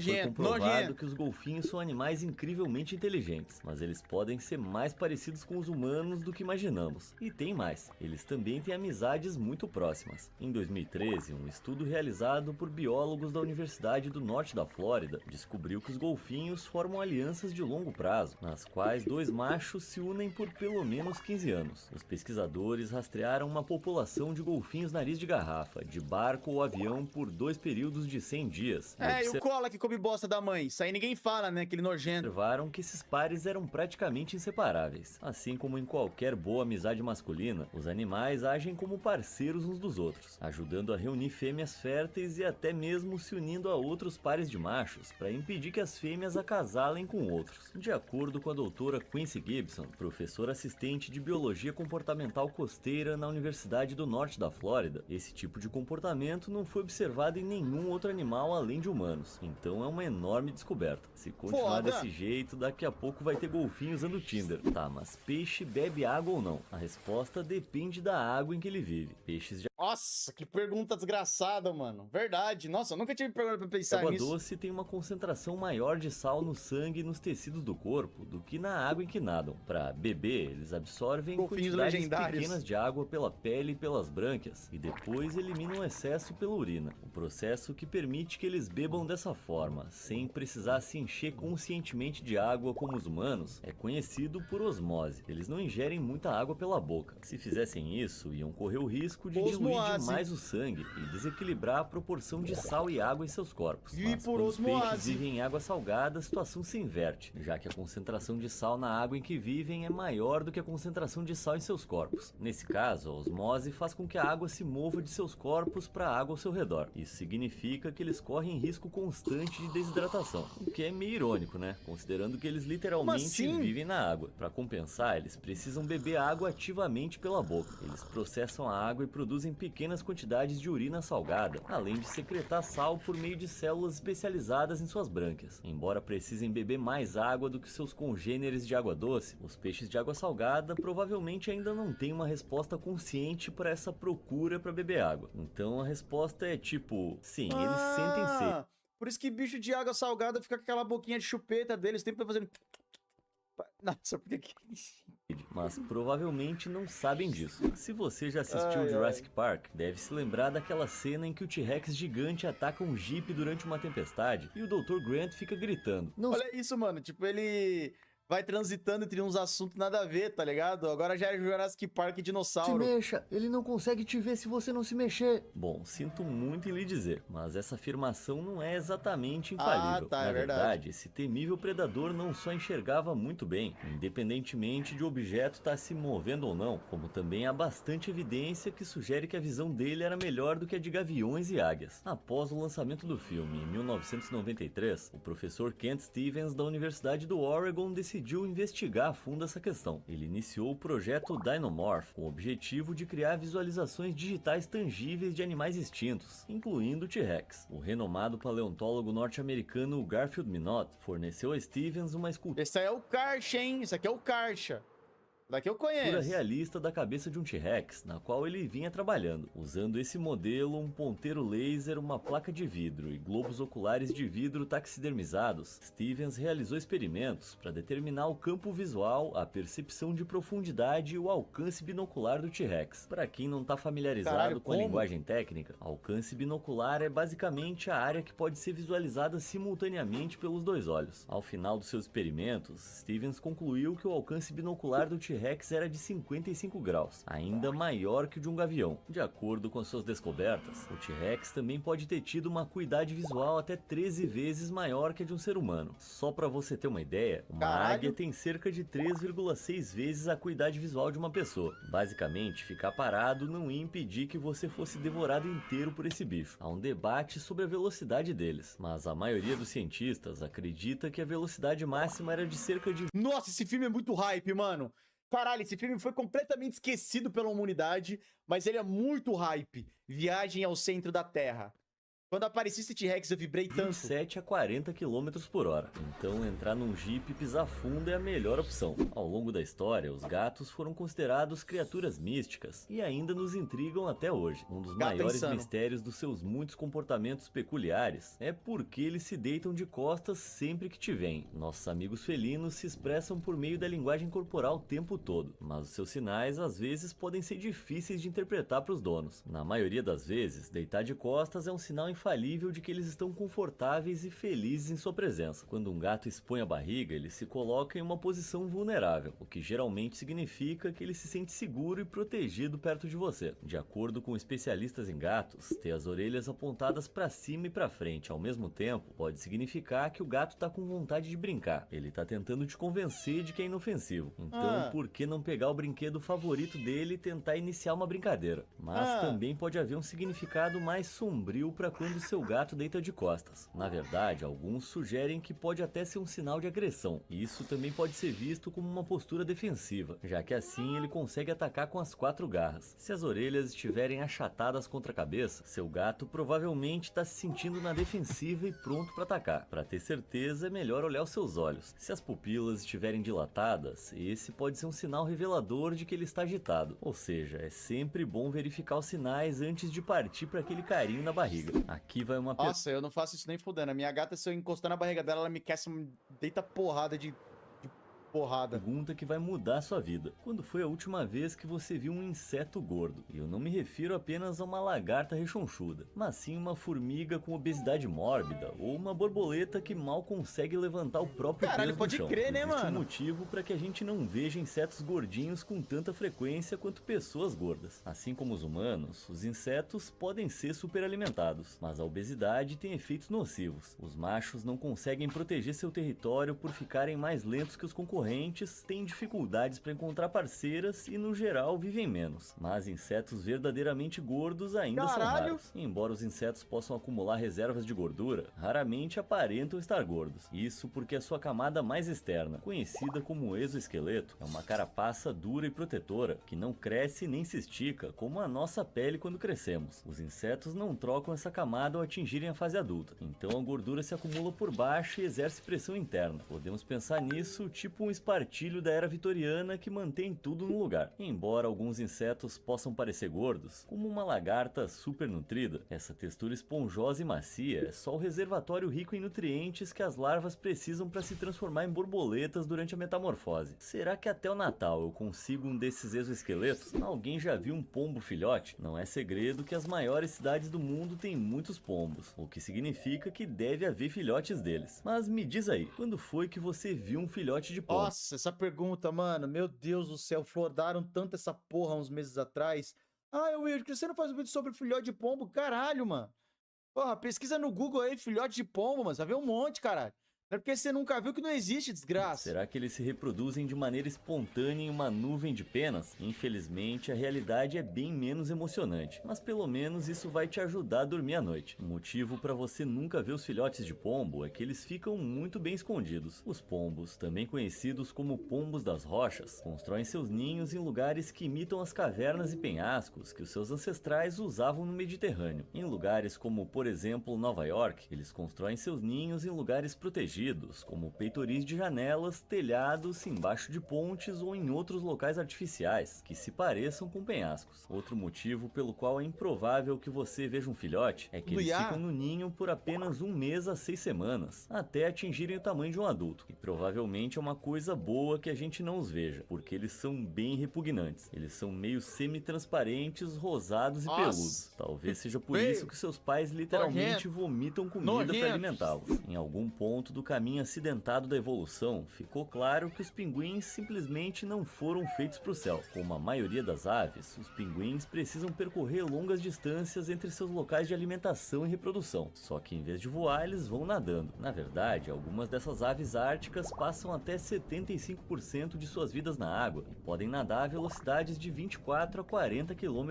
por hora. Mas isso deixou os biólogos intrigados sobre por que eles não mantiveram a capacidade de voar, à medida que as suas habilidades de natação e mergulho evoluíam. Para tentar solucionar esse enigma, um estudo de 2013 liderado por biólogos da Universidade de Manitoba, em Winnipeg, no Canadá, examinou espécies de aves marinhas que ainda possuem alguma capacidade de voo. Entre filhote de pomba não tá na Bíblia? É verdade, né? elas, o corvo marinho pelágico, que se impulsiona debaixo d'água com pés palmados, e o airo de bico grosso, que bate as asas debaixo d'água para nadar. Os pesquisadores marcaram as aves com gravadores que mediam o tempo de seus mergulhos, além da profundidade e da temperatura, e usaram os resultados para calcular quanta energia as aves gastavam para mergulhar e para voar. A equipe comparou seus resultados com alguns já coletados para aves como gansos e pinguins, e descobriu que tanto os corvos marinhos quanto os airos de bico grosso precisam gastar quantidades extremamente grandes de energia para voar. Na verdade, a maior quantidade entre todas as aves voadoras conhecidas. Isso demonstrou que essas aves estão basicamente em uma situação crucial da evolução. Como suas asas ainda não são adaptadas para voo, elas conseguem criar resistência suficiente debaixo d'água, enquanto seus corpos são leves o suficiente para ajudá-las a decolar e se resfriar mais rapidamente do que os corpos mais robustos dos pinguins. Para melhorar suas habilidades de mergulho, as aves iam ter que reduzir as suas asas e crescer, que é exatamente o que aconteceu. Nossa, parar de voar pra mim é um debuff, tá, mano? Voar é o bagulho mais roubado que existe. Ah, tem um predador vindo debaixo da árvore. Mas se pinguim voasse, na moral, lá na Antártida, lá na casa do cara onde eles vivem, não lembro se é na Antártida, Polo Norte, Polo Sul, foda-se.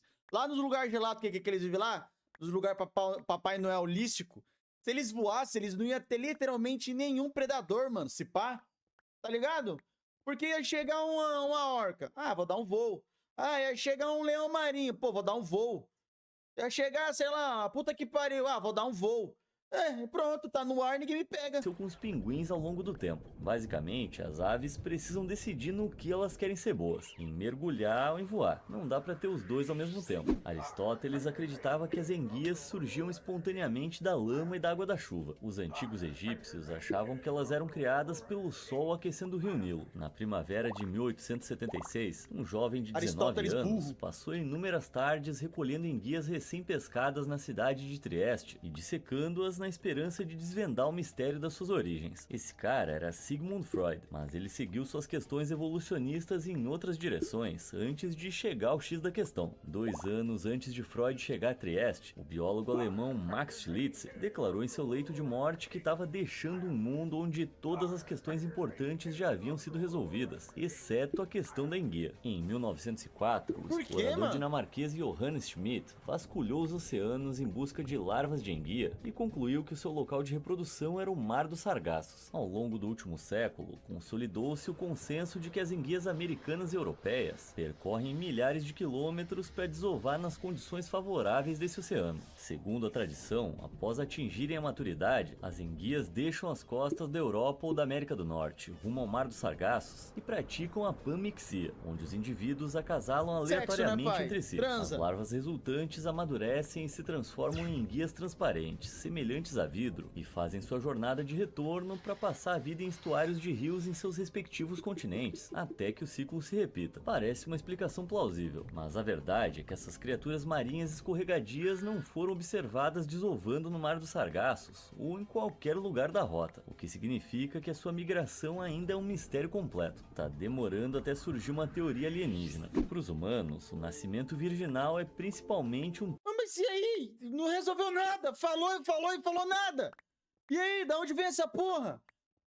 Eu vou pesquisar essa porra aí, mano. Que enguia? Tema religioso, mas para certos membros do reino animal, se reproduzir com apenas um dos pais é um fato da vida. Veja, por exemplo, o temível dragão de Komodo. Quando uma fêmea de dragão de Komodo quer se reproduzir, mas não há machos por perto, ela tem a incrível capacidade de fertilizar os seus próprios óvulos. Graças a um processo chamado partenogênese, a fêmea modifica suas células reprodutivas para desempenhar o papel de mãe e pai, permitindo que ela se reproduza completamente sozinha. Além disso, uma mãe dragão de Komodo pode acasalar com seus próprios filhotes quando eles atingem a maturidade sexual, tudo numa tentativa de maximizar a sobrevivência da sua linhagem. Claro, existe um motivo pelo qual a maioria dos animais prefere não manter a coisa em família dessa forma. Acasalar com os próprios filhotes diminui a diversidade genética de uma população, aumentando as chances de doenças hereditárias e reduzindo as chances de novas características positivas serem herdadas. Mas quando as opções são escassas e o desejo de gerar vida se impõe, o dragão de Komodo fêmea sempre pode fazer isso sozinho, e isso evita ter que lidar com um pai ausente. A rena Rudolph tinha um nariz vermelho e brilhante. Mas por quê? Embora haja referências em textos ingleses do Renascimento a pessoas usando chifres de rena durante bailes de Natal, o próprio Rudolph só apareceu em 1939, quando o personagem foi criado por Robert May para um livreto de quadrinhos encomendado pela loja de departamentos Montgomery Ward. Uma teoria comum sobre o porquê do nariz vermelho do Rudolph é que ele simplesmente está resfriado. Outra teoria afirma que, embora o Papai Noel comesse biscoitos e bebesse o leite que deixavam para ele, o Rudolph se servia de uísque. Mas tem uma teoria ainda mais sinistra sobre a origem do icônico nariz vermelho. De acordo com Roger Highfield, autor do livro de 1999, A Física do Natal, da aerodinâmica das renas à termodinâmica do peru, a rena natalina provavelmente tinha o nariz vermelho por causa de um parasita respiratório. Os ossos do nariz das renas são cobertos por membranas cheias de sangue, que aquecem o ar quando elas inspiram e o resfriam quando expiram. Mas, infelizmente, para o Rudolph, parece que o nariz das renas também oferece um ambiente propício a parasitas. Aparentemente, as renas são presas de 20 ou mais parasitas específicos da espécie, além de também serem infectadas por parasitas comuns.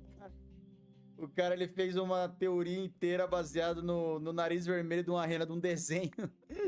Uns a outros ruminantes, segundo o cientista norueguês. Esse aí tá a fim de aplicar a ciência, na moral. Odd Halvorsen. Esse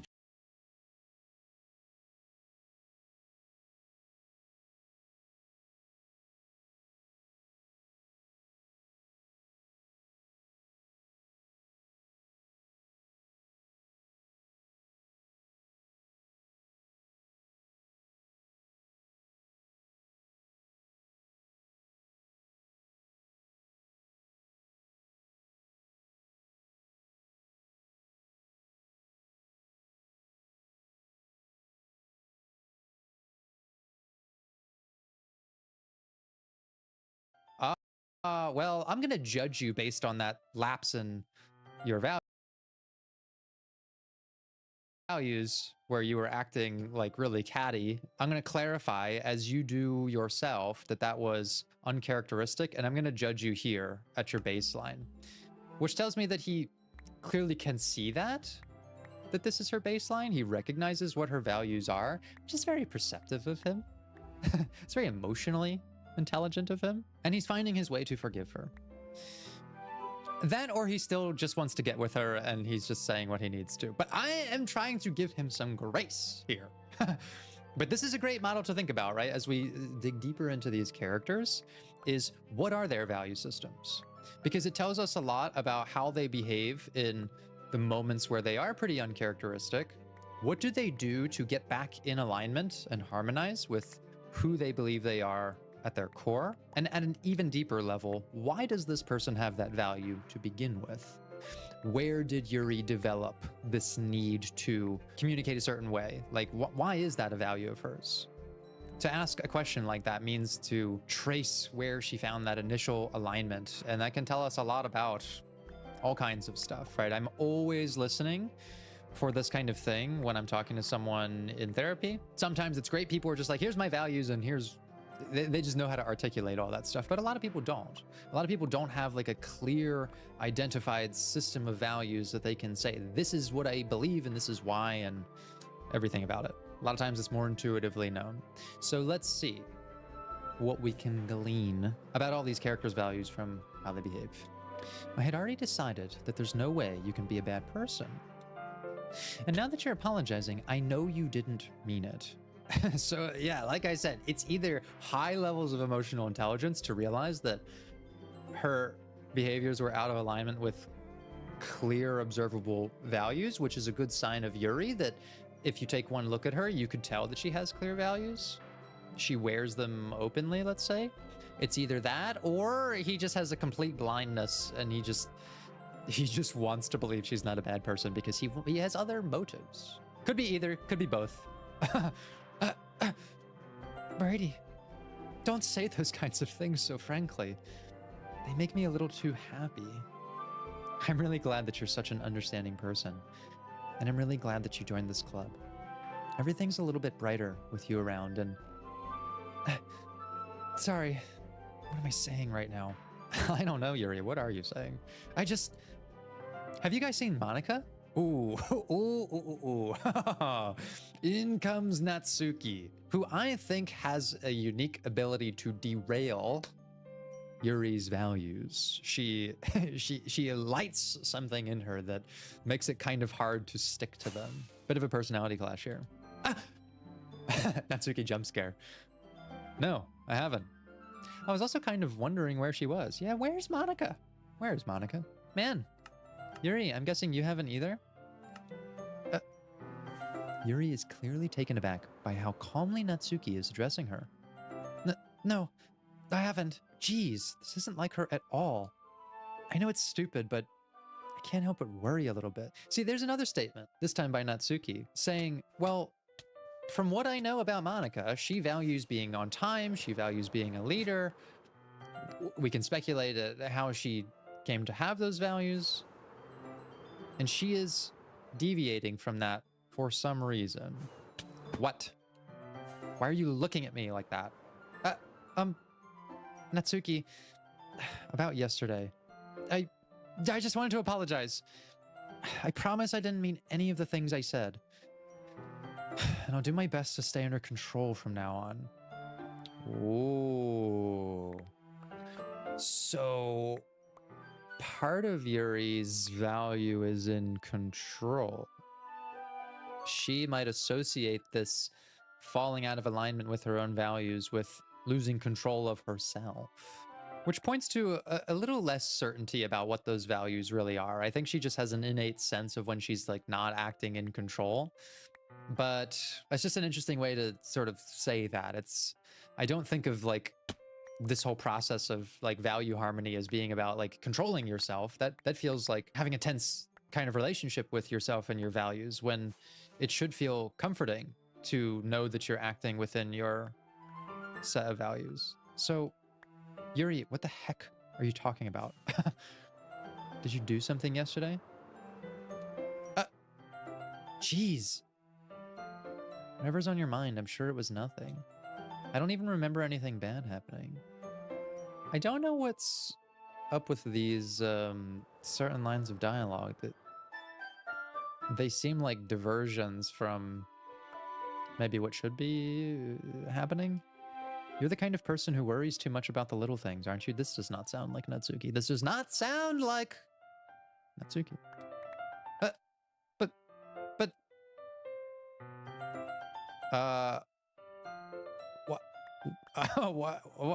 What is happening? I don't like that. Oh God. I'll accept your apology anyway if it helps you feel better about it. Besides, it's kind of nice to hear, since I was always afraid you secretly hated me or something like that. Oh, Natsuki. She is too precious to feel the need to be so defensive, but it probably seems like she needs to be that way because maybe she does assume people don't like her very much. At least she assumes that Yuri hates her, but she's also seemed a bit surprised when we were like kind of kind to her before. No, not at all. I don't hate you. Well, you're kind of weird, but I don't hate you either. Natsuki turns to me. You're still on trial, though. Oh, damn! We are never getting out of the crosshairs of Natsuki. Hey! Suddenly, the door swings open. Sorry, I'm super sorry. Ah, there you are. I didn't mean to be late. I hope you guys weren't worried or anything. No. Well, Natsuki was. I was not. What took you so long anyway? Well, my last period today was study hall. To be honest, I just kind of lost track of time. That makes no sense, though. You would have heard the bell ring at least. I must not have heard it since I was practicing piano. What is the deal with this piano business? The only piano reference that I can think of is like literally the song that's playing right now. It just has a lot of piano in it. We know that Monica has some kind of interfacing with the game itself. I don't know what to make of that, though. Piano? I wasn't aware that you played music as well, Monica. Don't give me more credit than I deserve. I guess I've been practicing for a while, but I'm still not really good yet. Still, that must require a lot of dedication. Ooh, and you can actually see where there's a bit of fracture in the self-esteem when someone believes that something should be in their value system. Very dangerous word, that one. Should. Kind of in that same little subcategory that I put control with Yuri, where she's like, I should be in control. Monica might have the value of I should be good at everything. And when she acts outside of that, when she's like not good at something, when Yuri is not in control, they might feel some of that like guiltiness, but it's not the same kind of thing to feel guilty about. Like, okay, you might feel embarrassed for like insulting someone because it's not aligned with your value of communication. But should you feel guilty for like not being good at something that you're just learning? Maybe not, but we often do. And that's pretty harmful to the esteem over time because you're crossing wires with like, this is a trait that I want to have for myself versus like, this is an actual personally held value, which are really more subjective. It's great to value like achievement and learning new things, and there are very healthy versions of what Monica's talking about here, but being embarrassed or feeling guilty about not excelling at something you're new at is kind of like an overcorrection of what I'm talking about here. That must require a lot of dedication. So I'm still impressed. Well, thanks, Yuri. You should play something for us sometime. It's nice that they're all getting along at least. Monica looks at me. Well, I'm working on writing a song, but it's not quite done yet. Maybe once I get a little bit better, I will. And she's not in the like severe embarrassment or guilt territory with this, but it's just it's a little sign of something bigger for Monica, which is that like need for perfectionism. It's not showing up in a big way yet, but there's a potential there for something bad. That sounds cool. I'm still rehabilitating my view of my anime self, but I don't know. Sometimes he says these things that just, I can't help but say I'm in a caveman voice. I look forward to it. No, he's very emotionally intelligent in this route. I'm giving him props. Is that so? In that case, I won't let you down, Brady. Monica smiles sweetly. Damn, she just erased the other two. Ah, I didn't mean any pressure or anything like that. Don't worry. I was hoping that I could share it with you anyway. I guess that's why I've been practicing so much recently. What? For me? I see. I'm not sure if Monica was referring to the whole club or just me. There is that little bit of caveman. Like I said, low average perception. He just gets a great dice roll every once in a while. In that case, best of luck. Thanks. But he's got a good intuition for people. I think that's what it is. He's got a good intuition for when someone is like acting uncharacteristically, like Sayori. But his perception of how that translates into action, substandard. So I didn't miss anything, did I? No, not really. I mean, except for a wonderful coming together of two very different people. I choose not to bring up anything that the three of us talked about.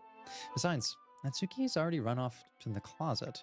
What is her deal with the closet? She's always hanging out here. Brady, since your compliments put me in a good mood, I was wondering if you'd like to spend some time together today. I mean, in the club. Yeah, definitely. I planned on it anyway. Okay.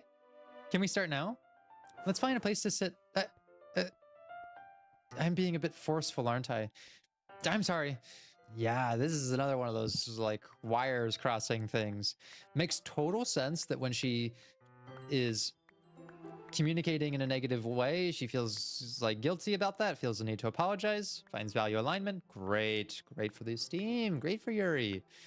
But this idea she has about like not being able to control herself and needing to apologize for that's a little bit less of a refinement of the good kind of value work I'm talking about. Mostly because it could lead to like a kind of negative narrative about the self. That like when I mess up, it's because I can't control myself because I'm like bad at being me. I don't want to find that as the conclusion to realigning with yourself. The conclusion should be like, oh, I'm like a good person. I try to be a good person. And sometimes I deviate from that because I'm human. But when I find my way back, I can forgive myself. It shouldn't be, I'm so fucking like uncontrollable. What a mess I am. We don't want to land there. My heart just won't stop pounding for some reason. Oh, but she's also just, she's got a sweet thing for anime, Brady, which tends to make us act pretty uncharacteristic as well. Don't worry about it. If anything, it's nice to see you have so much energy. Yeah, but I need to try to calm down. I won't be able to focus on reading like this. Take your time. Yuri takes a deep breath, then pulls a copy of the book out of her bag. Actually, I have a request. Do you mind if I make some tea first? Not at all. Thanks. If there's one thing that can make my reading time here any better, it's a nice cup of tea. Not to mention for yourself as well. Yuri stands up and makes her way to the closet. I follow and watch as she retrieves a small pitcher from the shelf, the kind with a filter inside. Can you hold this for a second? Sure. Yuri hands me the water pitcher and also fetches an electric kettle. I'm going to plug this into the teacher's desk and then I'll go get some water. She walks past me and sets the kettle down at the teacher's desk. I simply watch her movements. To my surprise, the way she moves really contrasts her speaking mannerisms. Especially because of her long legs, Yuri appears elegant and methodical. Okay, may I have the water pitcher? Thanks, I'll be right back. I might as well walk with you. That's okay. You stay here. It won't take long. Pitcher in hand, Yuri hurries out of the classroom. Ah! Did Yuri leave you again? No, it's not like that this time. She's just filling up the water pitcher to make tea. Oh, okay. Sorry for misunderstanding. Monica. Monica's always watching. She's always watching. 10 minutes pass. Yuri said it wouldn't take long. Is something holding her up? I'm bored just waiting here, so I decided to go look for her. Let's see. The most logical place for Yuri to be would be the nearest water fountain. I start heading down the hallway. What's that noise? It's coming from around the corner. It sounds like breathing. A sharp inhale, like someone is sucking the air through their teeth. Are they in pain? I reach the corner and peer around it. Yuri? Oh god. I can't handle another... Am I fucking in for it? Should I be like preparing myself again? I've been traumatized already so much. And maybe I have not been paying too much attention to the narrative cues, like the music cutting out and... Oh, Jesus, all right, just fucking lock in, Brady. Lock in! Oh. Yuri, no!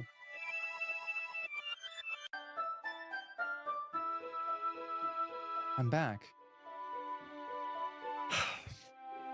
Okay, the game is getting way more explicit, literally and figuratively, with the direction we're going in.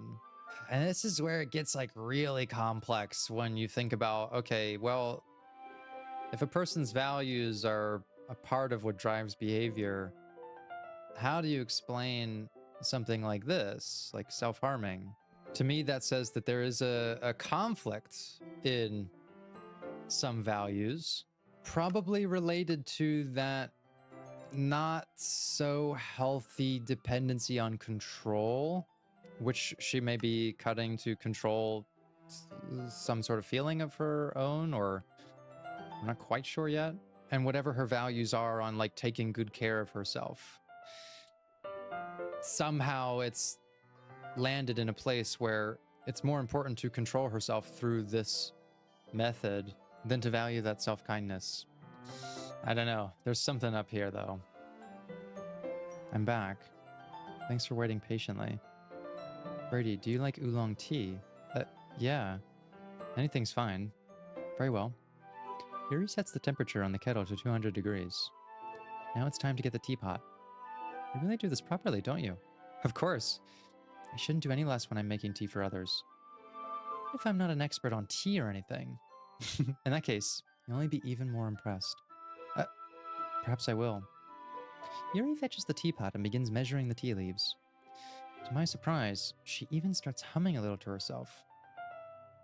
You must be in a good mood now. Is that so? I was letting it show. And you noticed. I was doing a bit of thinking, and I decided that I would try expressing myself a little more. Turns out it's not very hard for me to do. When it's you who's around anyway. Oh god, this was like the beginning of their thing. I thought we were getting more Natsuki action in this episode. What's going on here? Now I'm not in control. I'm not in control, guys. It's not investigate me, actually. Don't investigate my my need for control, which I recognize as a toxic value of my own at times, because, well, you can't control everything, especially everything related to yourself. And it becomes very hard to have self-kindness when you prioritize control over everything else, which may actually be kind of at the root or close to it of what's happening with Yuri. Control just being like at the very top of the value structure, maybe blinding us to some of the other values that are being undermined by the way she's going about satisfying that need for control. That's great, Yuri. Just don't push yourself too much. You're always worrying about me, Brady. It's very endearing. Yuri wasn't kidding. I don't even know if I can keep up with this. I watch Yuri pour a cup of tea for each of us. Brady, I have another request. Do you mind if we sit on the floor today? Why is that? It's a little easier on my back. And now I have been informed of my own lack of perception of what this statement is about, which I did not catch my first time through. I don't think that that's like a sign of my innocence or anything. I think I just I'm overthinking everything to a character level. So this one was probably so straightforward that I just missed it. I can read with my back against the wall rather than bending over at my desk. Sorry, I didn't realize. No worries. I just have back pain fairly regularly, so I do my best to manage it. I think that this is where I am most like Anime Brady. This is my own bad dice roll on the perception check. I'm gonna do my own caveman voice because I'm just mocking myself here at this point. Is that so? I wonder why that... It's literally me. There's literally me the first time. I thought she was gonna give some sort of super deep insight. It's most likely because your posture. Literally, that's literally what I was thinking. Oh man. And here you can see that I am experiencing the emotion of embarrassment. And that is not aligned with my value of trying to seem really smart and perceptive. Because there are times where I am very much not those things. So here is my realignment moment. I always hunched over like that while reading. Yes, I have terrible reading posture. So that's why we should sit on the floor. Fair enough. Good job, Brady. I'll go ahead and get the book. I retrieved the book from my bag. Ah, I have some chocolate as well. Look, he is being accommodating, okay? That is a value of ours, clearly. You don't need to be smart or perceptive to be nice, okay? It's one of the things that I quite like about Anime Brady. He's sometimes dumb as a rock, but he's usually pretty kind. It's a bag of small chocolate candies. I take it, since it will go well with the tea. Yuri and I then sit against the wall, teacups at our sides. As if in sync, we assume the same reading position as last time, each holding one half of the book. Rare is my Natsuki moment. I really may have ruined my chances with her, though. Except this time, our bodies are even closer to each other. I can't see too well. Yuri slides closer until our shoulders are touching. How am I supposed to focus on reading like this? Yuri was always kind of cute, but when she's being less apprehensive, it's almost more than I can handle. Your teacup. Yuri hands me my teacup. Holding it with my hand that's not holding the book, I end up in a position that makes it even harder to focus. Because now I need to worry about making sure I don't accidentally touch her chest. Meanwhile, Yuri hasn't noticed a single thing. She wears her intense reading expression, and I can only presume the world around her has faded away. I use all of my willpower to focus on reading. After a few minutes, I finally manage to relax a little. I put the teacup between my legs and fumble with the chocolate wrapper. All right, Brady, it's your moment to be smooth again. Sorry. I briefly let go of the book to finish opening the wrapper. You can have as much as you want. That's okay. I won't take any. You sure? Well, if I touch it, then I might get smudges on the pages. The second time through, Yuri knows what she's doing. Maybe she just acts dumb around us because she knows we're kind of dumb? That's gotta be it, right? It can be both. She could act dumb, but I also think we do make her a little bit dumber. Love blinds and all. Well, infatuation. You're right. I didn't even think about that. My bad. What are you doing, Brady? Think about the pages. No need to apologize. I'll hold the book, okay? Are you sure? Of course. Yuri opens the book with both hands. She holds it so that I don't have any harder of a time reading from it. But as a result, her left arm is practically resting on top of my leg. Well, in that case, Yuri is already totally focused on reading again. I take a chocolate candy and pop it into my mouth.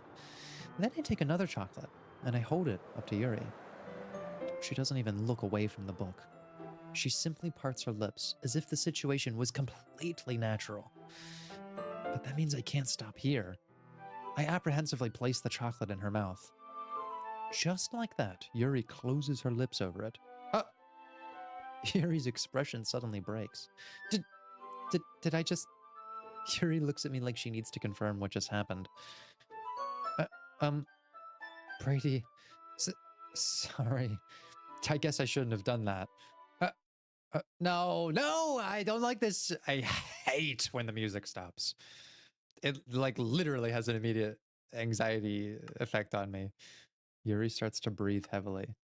I can't, Brady. Suddenly, Yuri forcefully grabs my arm and jerks me to my feet. My teacup gets knocked over. Brady, my heart won't stop pounding, Brady. I can't calm down. I can't focus on anything anymore.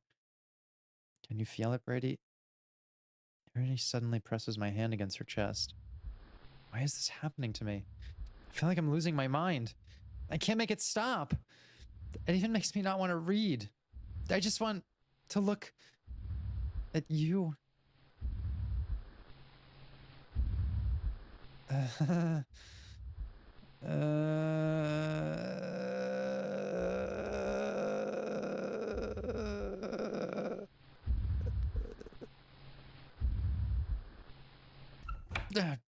Jesus.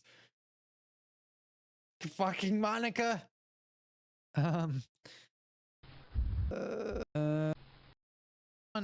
to look at you.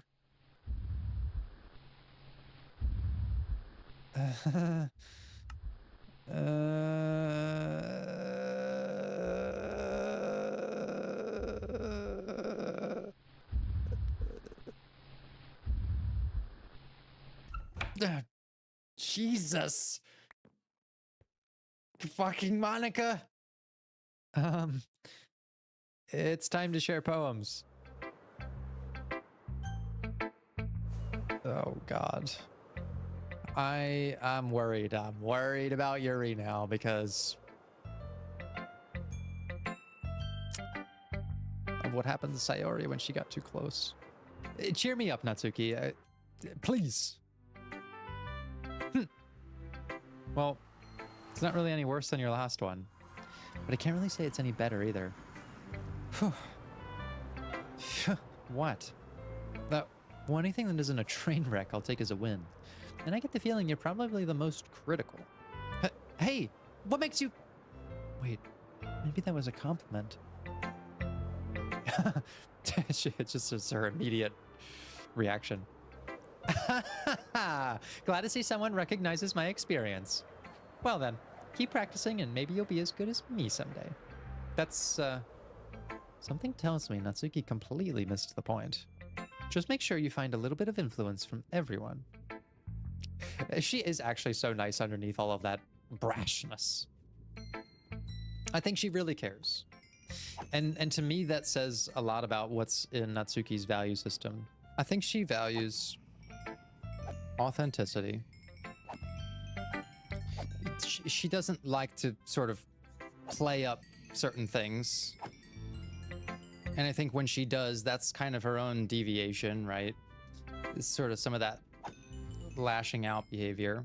And I think she values closeness. Like, clearly from the exchange earlier, when you approach her with kindness, she recognized Yuri being authentic in that moment.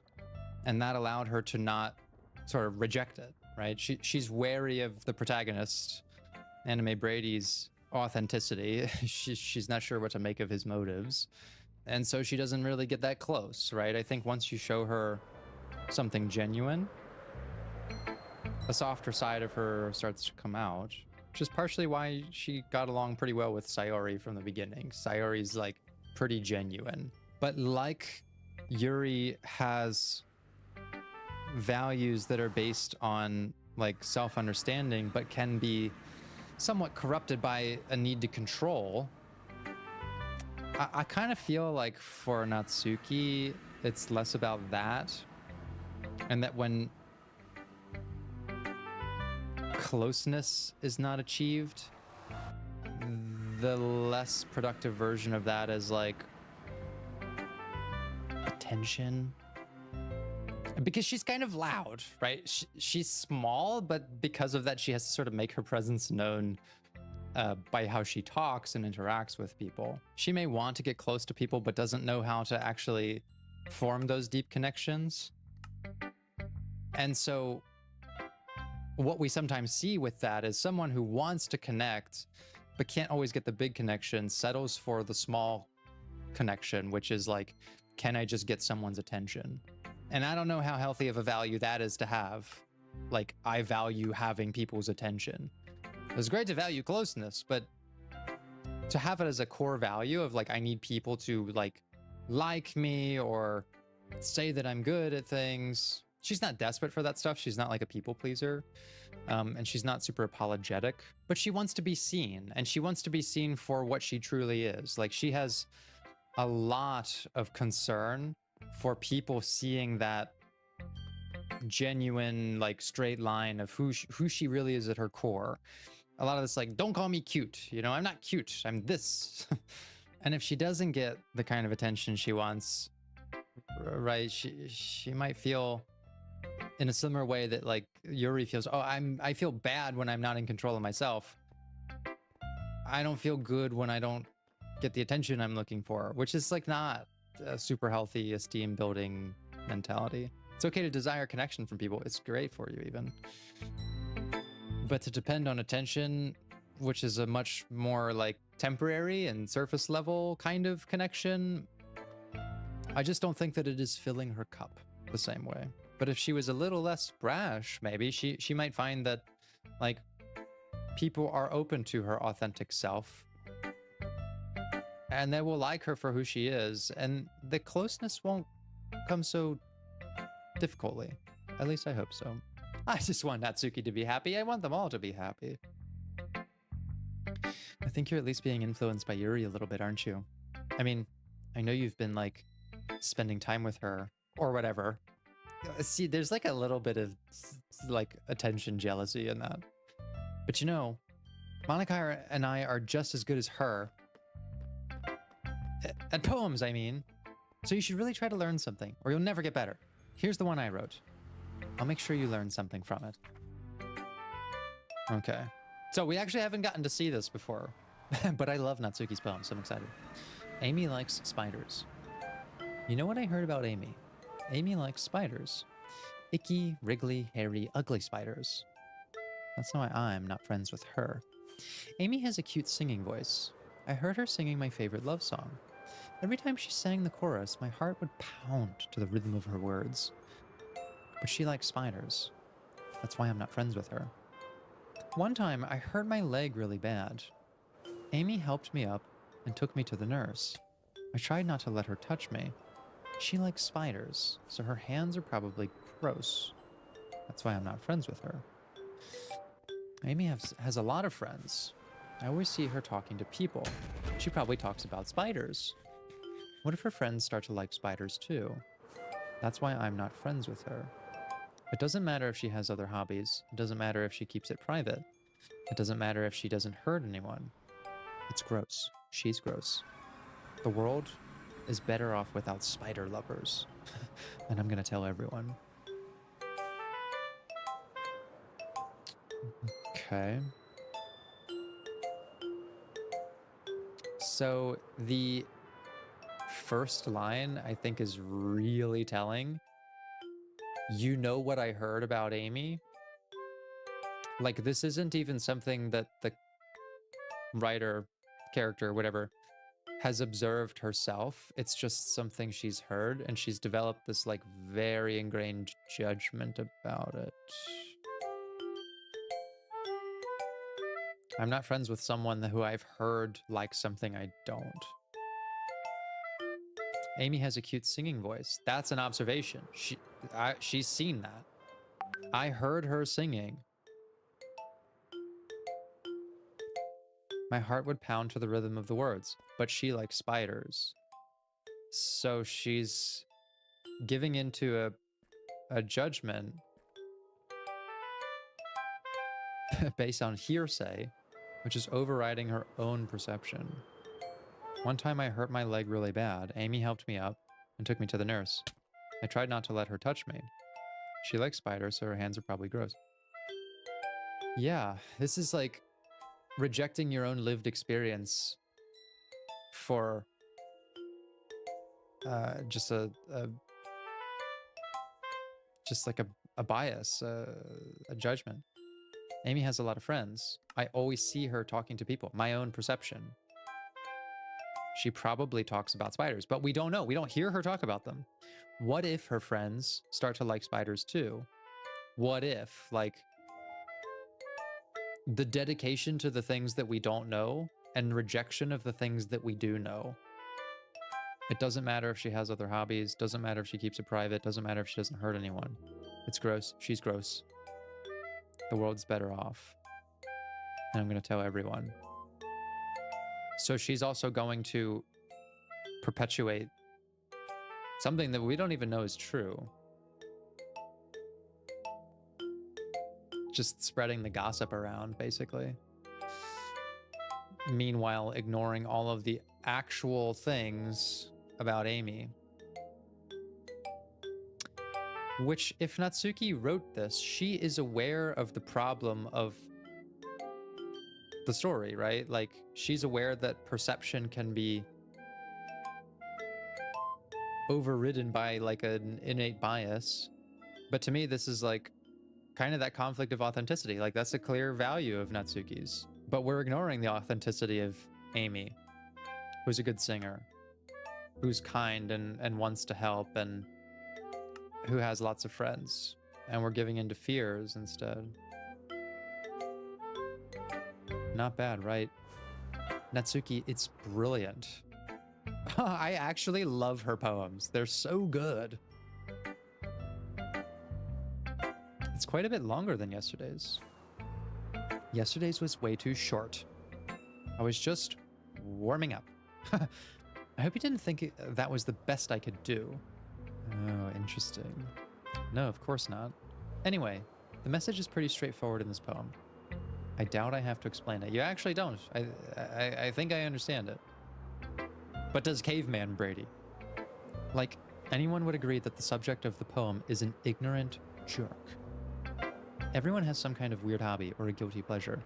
Something that you're afraid if people find out, they'd make fun of you or think less of you. But that just makes people stupid.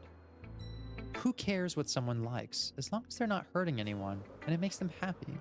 I think that's a very mature perspective to hold.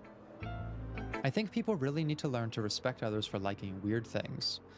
So she's been judged for her like of anime and manga because they don't match people's perception of what she should be, which doesn't let her be kind of her authentic self. She's complex. Natsuki is actually a very complex character with like lots of interlocking layers of value conflicts, and her compensation behaviors being attempts to sort out those conflicts, but at the same time she's very perceptive about what those issues are in a way that I don't know if the rest are. Like Yuri, I see as someone constantly stumbling over her compensations and value conflicts, but like Natsuki, to write a poem like that, is pretty aware of them, such as two of the girls in this very club, whom I respectfully won't name. but there's her lashing out, right? Like that's like it's probably not a part of Natsuki's value system to think like this. Like, I think it's good to be aggressive and brash to people. She probably is doing that because she can't get the need met of positive attention for my own authenticity. Can't you just like me for me? Kind of ironic that even in my one place of comfort, I can't have people respect me. My one place of comfort. What is going on at home, Natsuki? So why can't you be comfortable there? Geez, now you're making me complain too much. What did I do? For what it's worth, I respect you. He's rolling good dice. Keep going, Brady. Well, I guess thanks. But it's kind of obvious that you respect Yuri more. So, well, see, there's her rejecting an attempt at closeness, deeper closeness, a kind of genuine respect for her complexity that I actually share with Anime Brady, for this like very surface level physical attention. You're smarter than this, Natsuki. Find your value center. Whatever. We're done sharing, so you can leave now. Oh, poor thing. She doesn't know what to do with this like wire cross, so she just pushes away. Oh. Okay, let's check out Yuri's poem. I think we've seen this one. I've been waiting for this. Let's see what you've written for today. Yuri smiles and takes a deep breath. I like just holding it. Oh, but the dialogue seems different. Yeah, I mean, the poem turned out good. It's, well, there's some things that you could work on. I thought I favored Natsuki this time. I really thought I was doing a good job of balancing them, but I guess not. But that doesn't really matter. It feels like anything written by you is a treasure. That came out a little awkward. Let's move on. Here's the poem I wrote. You don't have to like it or anything. Oh, wait, this is different. Where's the music? I hate when there's no music. Wheel. A rotating wheel. Turning an axle. Grinding. Bolt head. Linear gearbox. Falling sky. 7 holy stakes. A docked ship. A portal to another world. A thin rope tied to a thick rope. A torn harness. Parabolic gearbox. Expanding universe. Time controlled by slipping cogwheels. Existence of God, swimming with open water in all directions. Drowning. A prayer written in blood. A prayer written in time-devouring snakes with human eyes. A thread connecting all living human eyes. A kaleidoscope of holy stakes. Exponential gearbox. A sky of exploding stars. God disproving the existence of God. A wheel rotating in 6 dimensions. 40 gears in a ticking clock. A clock that ticks 1 second for every rotation of the planet. A clock that ticks 40 times every time it ticks every second time. A bolt head of holy stakes tied to the existence of a docked ship to another world. A kaleidoscope of blood written in clocks. A time-devouring prayer connecting a sky of 40 gears and open human eyes in all directions. Breathing gearbox. Breathing bolt head. Breathing ship. Breathing portal. Breathing snakes. Breathing God. Breathing blood. Breathing holy stakes. Breathing human eyes. Breathing time. Breathing prayer. Breathing sky. Breathing wheel.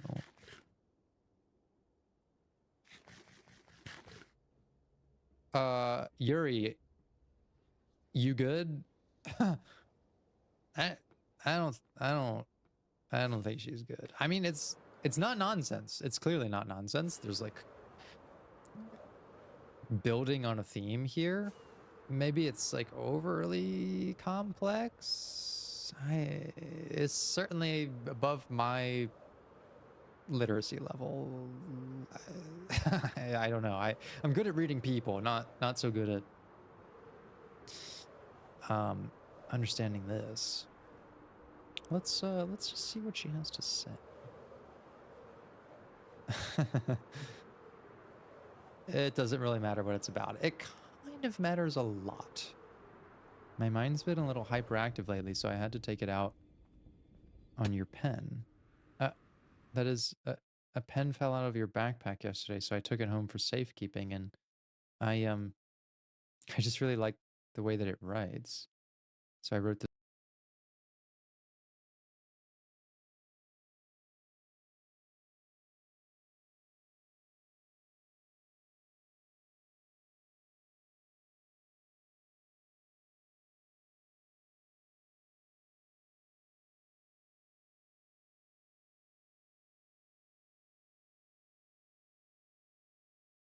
This poem with it, and now you're touching it. I'm okay. What did I just... Can we pretend this conversation never happened? Goodness, girl, the nerves. You can keep the poem though. I'm gonna need a moment to unpack that one. Let's see what Monica has to say this time. Brady, I think you saw something earlier that you weren't supposed to see. Yeah, no shit. I didn't want to have to tell you this, but I don't think I have a choice. It's getting kind of dangerous for you to spend so much time with Yuri. I don't know why, but she seems pretty easily excitable when she's around you. Which shouldn't be a problem in itself, but when Yuri gets too excited, she finds a place to hide and starts cutting herself with a pocket knife. That's just getting very direct. Monica? Monica clearly values control over lots of things. I'm not sure if it's so much about controlling other people as much as it is like she wants to control the direction of her own life. And other people just are in the way of that and become controllable. I don't see Monica valuing authenticity the way that Natsuki does. Like it's something that everybody values a little bit, but for Natsuki it's like a core. It's a core value. It's right at the top. But she does value attention in a similar, if not worse way than Natsuki. Like she does not like the time we spent with Sayori, does not like the time we spend with Yuri. Now Monica would be a very hard person to do some values work with. The exercise that is pretty common for someone who kind of wants to do it all, wants to be everything, be their best version all the time, and struggles when they're not able to, like more than most people, is we do an exercise called value sorting, where you have the person write out or pick from a list of lots of common values And then you restrict them to choosing only a few of the most important, a few of somewhat important, and then like the rest not important. Because the problem with like the need to control is we're trying to catch 20 things thrown into the air, and you cannot couch all 20 of them. And so the perspective that frees you from that is actually like restriction and limitation in some sense. When your intention is only to grab one thing, like you can succeed at that. But if you try to catch all 20, like you will almost always fail. And so we commit to saying like, all right, what are the most important values to you right now? Pick 2 or pick 5. And they don't have to be forever. Like they're just for right now. Can we choose what they are and start trying to like work on them? Choose a couple that we can like also make some space for that are somewhat important, but the rest have to be not important. Not to say that we don't care about them, but that we can't put active focus on. And this is like a really tough exercise for lots of people because they, especially a Monica type, they want to put everything's most important. All of it is. But then you end up not really fulfilling yourself in any particular area because you're actually not limiting yourself to focus on a few values that you can harmonize with consistently for a little bit of time. And then when you feel like you've kind of gotten a grip of them, let's pull one of those somewhat important up to the top. So value sorting, it's a great exercise for someone like Monica. I mean, really, I would do it with all of them because it will also help sort out a lot of the conflicts that we're seeing in some of these like less helpful behaviors. Isn't that kind of messed up? She even brings a different one to school every day, like she has a collection or something. This is a new side to Monica. I mean, it's not a new side, really. We know that she's pretty manipulative, but it's a new side of her to be so transparent with it. I mean, it's definitely not because she's depressed or anything like that. I think she just gets some kind of high from it. It might even be like a sexual thing. But the point is, you've kind of been enabling her. What the fuck are you talking about, Monica? I'm not saying it's your fault. That's a very confusing thing to say to me, though. It's true that enabling doesn't mean someone's at fault, but what is her angle here? But I guess that's why I had to explain it all to you. So I think if you keep your distance, that would probably be best for her. While you're at it, don't be shy to spend a little more time with me. Oh, geez. What happens when we become like so hyperfixated on a value like attention, like getting someone's attention, my attention specifically? Well, many of the other ones that are somewhat less important, they get tossed aside. Like, I don't know, not fucking gossiping about your friend like this. Not taking this knowledge about Yuri and like doing something to help her, but like just putting it in front of me to tell me to stay away from her so I spend time with you. Like that is fucked up, Monica. To put it lightly, I at least have it together in the head. And I know how to treat my club. What?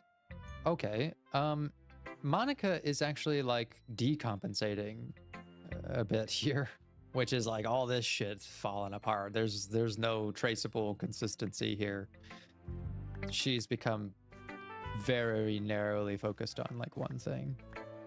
But anyway, you want to read my poem now? I'm terrified. I like the way this one turned out, so I hope you do too. Save me. Colors, they won't. Bright, beautiful colors. Flashing, expanding, piercing. Oh, we've seen this one before, but some of the letters are missing. Cacophony of meaningless noise. The noise, it won't stop. Violent grating waveforms. Squeaking, screeching, piercing. Sine, cosine, tangent. Like playing a chalkboard on a turntable. Like playing a knife on a breathing ribcage. Endless poem of meaninglessness. Delete her. Oh no. What is happening to Monica? She's falling apart. Does she see the others as a threat?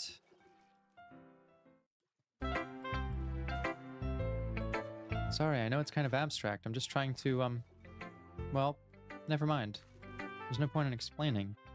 Anyway, here's Monica's writing tip of the day. Sometimes you'll find yourself facing a difficult decision. Don't forget to save your game.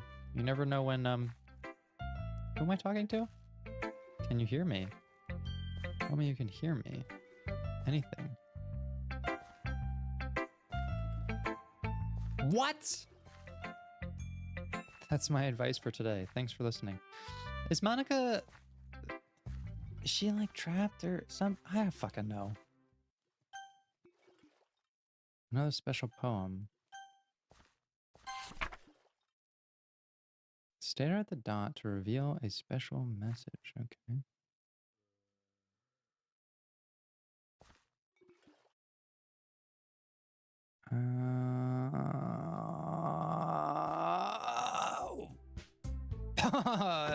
Okay, everyone.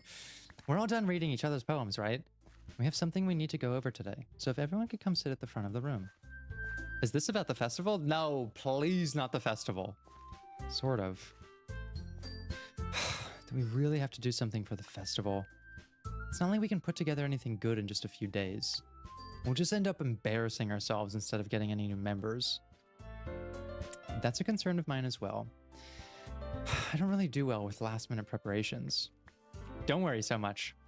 We're gonna keep it simple, okay? Look, I know everyone's been a little more lively ever since Brady joined, and we've started with some club activities. But this isn't the time for us to become complacent. We still only have 4 members, and the festival is our only real chance to find more, you know. What's so great about getting new members anyways? Yeah, it would be more people that you have to kind of fend for attention from. We already have enough to be considered an official club. More members will just mean everything gets noisier and more difficult to manage. Natsuki, I don't think you're looking at it the right way at all. Don't you want to share your passion with as many people as you can? To inspire them to find the same feelings that brought you here in the first place? She is so manipulative. The Literature Club should be a place where people can express themselves like they can't do anywhere else. Oh, and she's even appealing to that need for authenticity. That's dark. I think that's where Monica finds so much success and control, is if you can spot what someone's like value system is, and you can present them opportunities to like find their own alignment, then yeah, it can be quite coercive. It's essentially what like propaganda is, right? It's presenting you with value conflicts, some kind of disharmony in the world or your circumstance, and offering you a path to alignment. Like, do this thing, believe this thing, follow this person, and you'll be in good shape. You'll get what you want. The things that you care about will happen. We're very, very suggestible to that kind of thing. And so if you can spot someone's value conflicts and offer them some sort of solution to that, you can convince them to do basically anything and get them to feel like it is the best thing for them as well.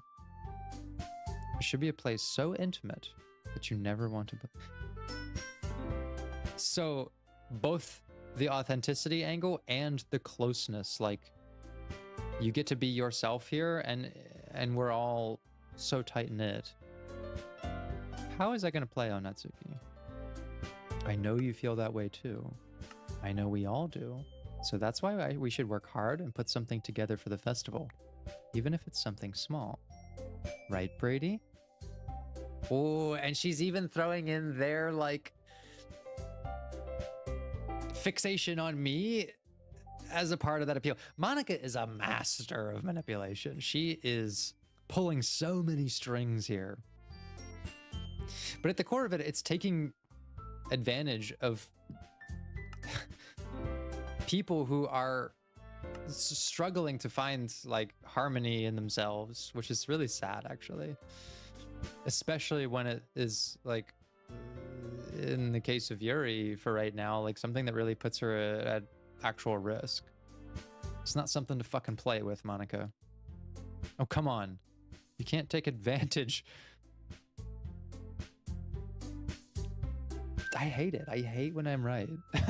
You can't take advantage of Brady to agree with you just because he doesn't know how to say no to anything.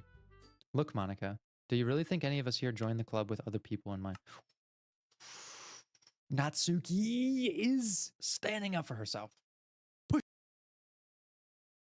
back, Natsuki. But also, be careful. Because Monica is dangerous. Yuri never even talked until Brady joined. As for me, I just like it better here than I do at home. What's going on at home? And Brady isn't even passionate about literature in the first place. And that's everyone. Sorry, but you're really the only one who's so interested in finding new members. Ooh, she's like dispelling the appeal to value that Monica tried to go for. That's why I think Natsuki is so clever. I think she's pretty... I think her value of authenticity is an asset. It helps her see people's intentions more clearly, which is why she's been skeptical of us from the start. And probably is the first one to catch on to Monica's controlling behaviors. Sayori, on the other hand, unfortunately, is the type of person who shapeshifted her own value system to appeal to people at the cost of having her own defined needs met, which made her like the most prime candidate to be manipulated by Monica, because whatever Monica puts on the table and she's the leader, she'd be most susceptible to like changing that to fit with like, well, what can make me the most connected to these people? How can I like make them happy? How can I make them like me and all of this? And so unfortunately that didn't lead to like a strong level of conviction for herself, made her highly vulnerable to manipulation. Yuri, I find somewhere in between, but Natsuki is strong in her conviction. The rest of us are fine like this. I know you're president and all, but you should really consider our opinions for once. Damn. Monica is clearly taken aback by Natsuki's words. That's not true at all. I'm sure Yuri and Brady want to get more members too. You're sure? You're really sure? Right? I don't know about Yuri, but I'm kind of indifferent. If I showed as much enthusiasm as Monica wanted, then I would probably be lying. Yes! Yeah, he's fucking stupid sometimes, but god damn it, he's got a soul, and he's sticking to it here. Good job, Anime Brady. Still, if it's up to me to rescue the situation, and this is where Sayori would come in clutch. Because at the end of the day, some of that ability to people please, yeah, it is an asset for neutralizing the range of value conflicts that are appearing between all of these girls. No. Natsuki's right, isn't she? This club, it's nothing more than a place for a few people to hang out. Why did I think that everyone here saw it the same way I did? Because, Monica, you're not being considerate of other people's values. You think you know best. But that can't be a substitute for just knowing what's best for you. That doesn't mean we're against new members or anything. Brady, why did you even join this club? What were you hoping to get out of it? Well, I don't know, because I joined this club to hang out with Sayori. Oh no, But in this I don't know how much time world I without her, Fuck me. I feel we are missing that purpose. No. Well, oh my gosh. it's not something I can be honest about, is it? Oh my gosh. In fact, if I remember, you weren't even given a choice not to join. Monica sits down and stares at her desk. What's the point of all of this anyway? What if starting this club was a mistake? Now you've done it, Natsuki. Do not blame her. She needs this. We all need it. We all need a little pushback from Monica. What, me? I just spoke my mind. Is it a crime to be honest? It's not about being honest. It's about word choice. Coming back to her value of communication. Besides, you have no right to speak for everyone else in the club like that. You don't understand at all. I just want a place that feels nice to hang out with a few friends. Is there a problem with the club being that for me? There aren't many other places like that for me. And now Monica wants to take it away from me. She's not taking anything away. No, Brady. It's not the same. It won't be the same with the direction she wants to take it. If I wanted that, I could have just joined any other stupid club. But this one, I mean, at least for a little bit of time, things were nice. Natsuki starts packing up her things. I'm going home. I feel like I don't belong here right now. She's been rejected again. Just being a bit dramatic as well. I don't think that the solution is to just abandon it, but she's inconsolable. Natsuki ignores Yuri and walks right out of the classroom. This is bad. I don't know what to do. Well, do you have an opinion on the festival? I don't know. I'm kind of indifferent, I guess. Who cares about that obnoxious brat?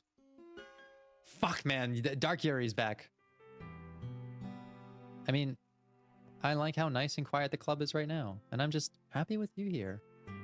But still, I'm the vice president. It's not right for me to ignore my responsibilities like that.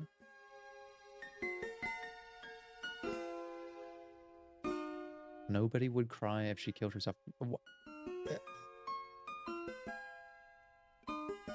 Is this like what Yuri would be if she went like completely out of herself? Like the extreme of that, which she normally does a good job of like reining in.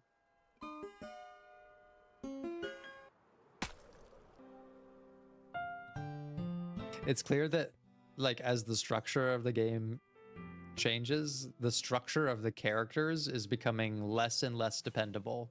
I keep trying to fold those diversions into an analysis of character because I find them to be allegorical to real things, like exactly like what I've been talking about here. When we go way off the path of our typical behavior, we can act in very extreme, uncharacteristic ways. We can lash out a lot. We can say things that are quite extreme, like Yuri just did. And to me, that says that, yeah, she has a capacity for it. But something is giving her the willingness. Something we can't quite see yet. I just fucking know Monica's involved. But what about you, Brady? What do you want to get out of this club? Yuri repeats the same question as Monica. I decide giving an indirect answer is better than nothing. I think the most important thing is for everyone to get along, and for the club to provide something that you can't get anywhere else. I don't think it's about how many members, but rather the quality of each member. Nice save there, Brady. That's what will end up making the Literature Club a special place. I see. Não é preciso que seja tão azarada assim, não, hein? Each member contributes their own qualities in a special way. What? What is going on with her eye? With each change of members, the identity of the club as a whole will change too. I don't think that's necessarily a bad thing. Stepping out of your comfort zone once in a while. Yeah, it's like the very parsable structure of these characters has been pretty consistent, which is what has allowed me to analyze them so thoroughly.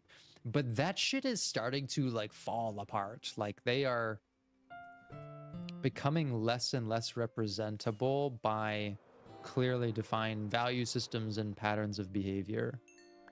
We're like hard cutting towards extremes. So if you would like to help Monica with the festival, then I'm on your side as well. All right.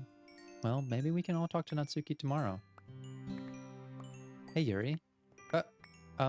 I know things were a little awkward yesterday, but I feel like you deserve to know that I still think you're a wonderful vice president. And also, A wonderful friend.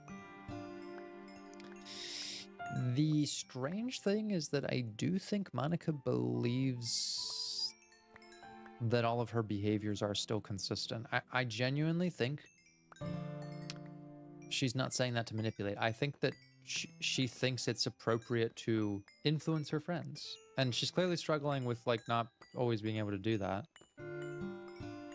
Man, as they decompensate though, they're revealing a lot of more complex layers. Monica, I want to do everything I can to make this the best club ever, okay? Me too. Yeah.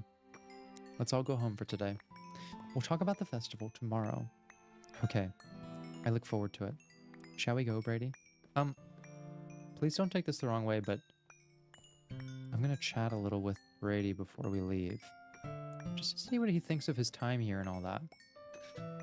It's important to me as president. I don't know if it was like on purpose, but when Monica was saying vice president, it was not capitalized, but when she says president, it is. Just curious.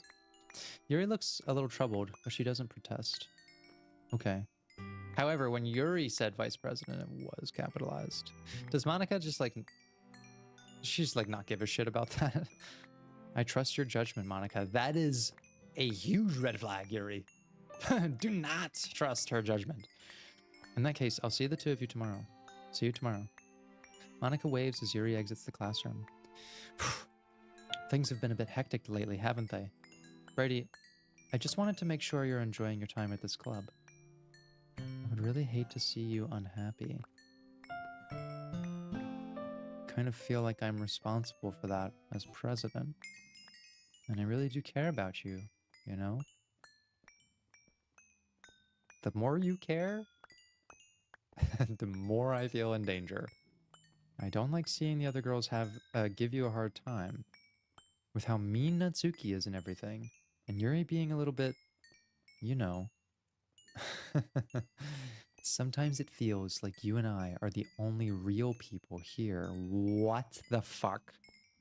You know what I mean? But it's weird. Because in all the time you've been here, we've hardly gotten to spend any time together. I mean, I guess it's technically only been a couple days. Sorry. I didn't mean to say something weird. No, you said what you said. You meant what you meant. There are just some things I've been hoping to talk about with you. Things I know only you could understand. Wait, no, stop it.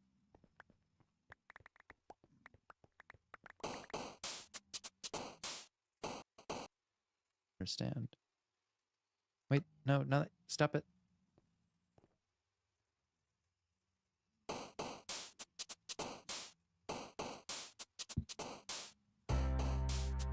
I don't think that Monica's in control of the game, actually, after that. She can't control the structure of the narrative, like poem, festival. So she's just trying to control whether or not these two are involved. And does Yuri's little chibi figure have some cuts on the arm now? Oh my god, it's so sad. Yeah, things are falling apart. Both in terms of the game structure and the consistency of the characters. Normally, like I said, we naturally deviate from who we are from time to time. But something here is making us go like out here and then we're just back. And then we're out here and then we're just back. Like there is no typical behavioral intervention and reflection afterwards that signals like change, which is what I'm always looking for. And that's like one of the purposes of developing the self. We're just getting these glimpses of what these characters look like when they're like way out here. And then we're just shortcutting back to their archetype, which is giving me some pretty wild narrative whiplash. And I don't know what it means for the future of this playthrough, because my powers of deduction may no longer be valid. Like, I know how to read people when people act like people. I don't know what to do when they start acting like whatever's happening here. but I will do my best to navigate it. So, that's where we're going to pause for now. As always, thank you for watching. Be good to yourselves, and I will see you next time.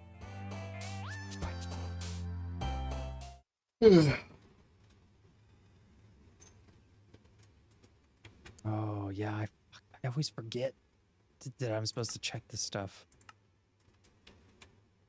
I hate this. I can't do anything. Nothing. No matter how many times you play, it's all the same. It'd be really, really easy to kill myself right now. That would mean I don't get to talk to you anymore. All I want is for you to hate them. What? Can you hear me?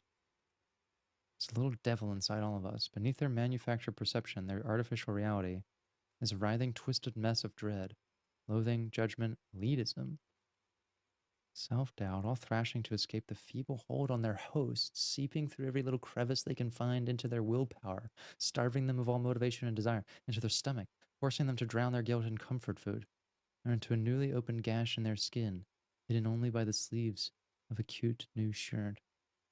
Such a deplorable tangled mass is already present in every single one of them. That's why I choose not to blame myself for their actions. All I did was untie the knot. So this seems like... Oh, is this what Monica really thinks of them? All I want is for you to hate them. Well, that's not gonna fucking happen because I adore these characters. Can I? Fuck. I know I tried this before, but it didn't work. So Monica is actively trying to tear them down. She's literally trying to change my perception of them by showing... I don't know if she's involved in what we're seeing, but some part of the manipulation is like getting us to witness these aberrations in who they are and doubting their authenticity, which would make us, maybe in her mind, lose affection for them. The thing is, I've already held a complex view of all these characters in my mind, and I understand their deviations as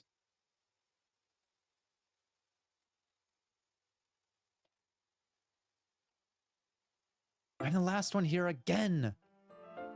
Were you practicing piano again? Ooh, that sounds catty. Yeah.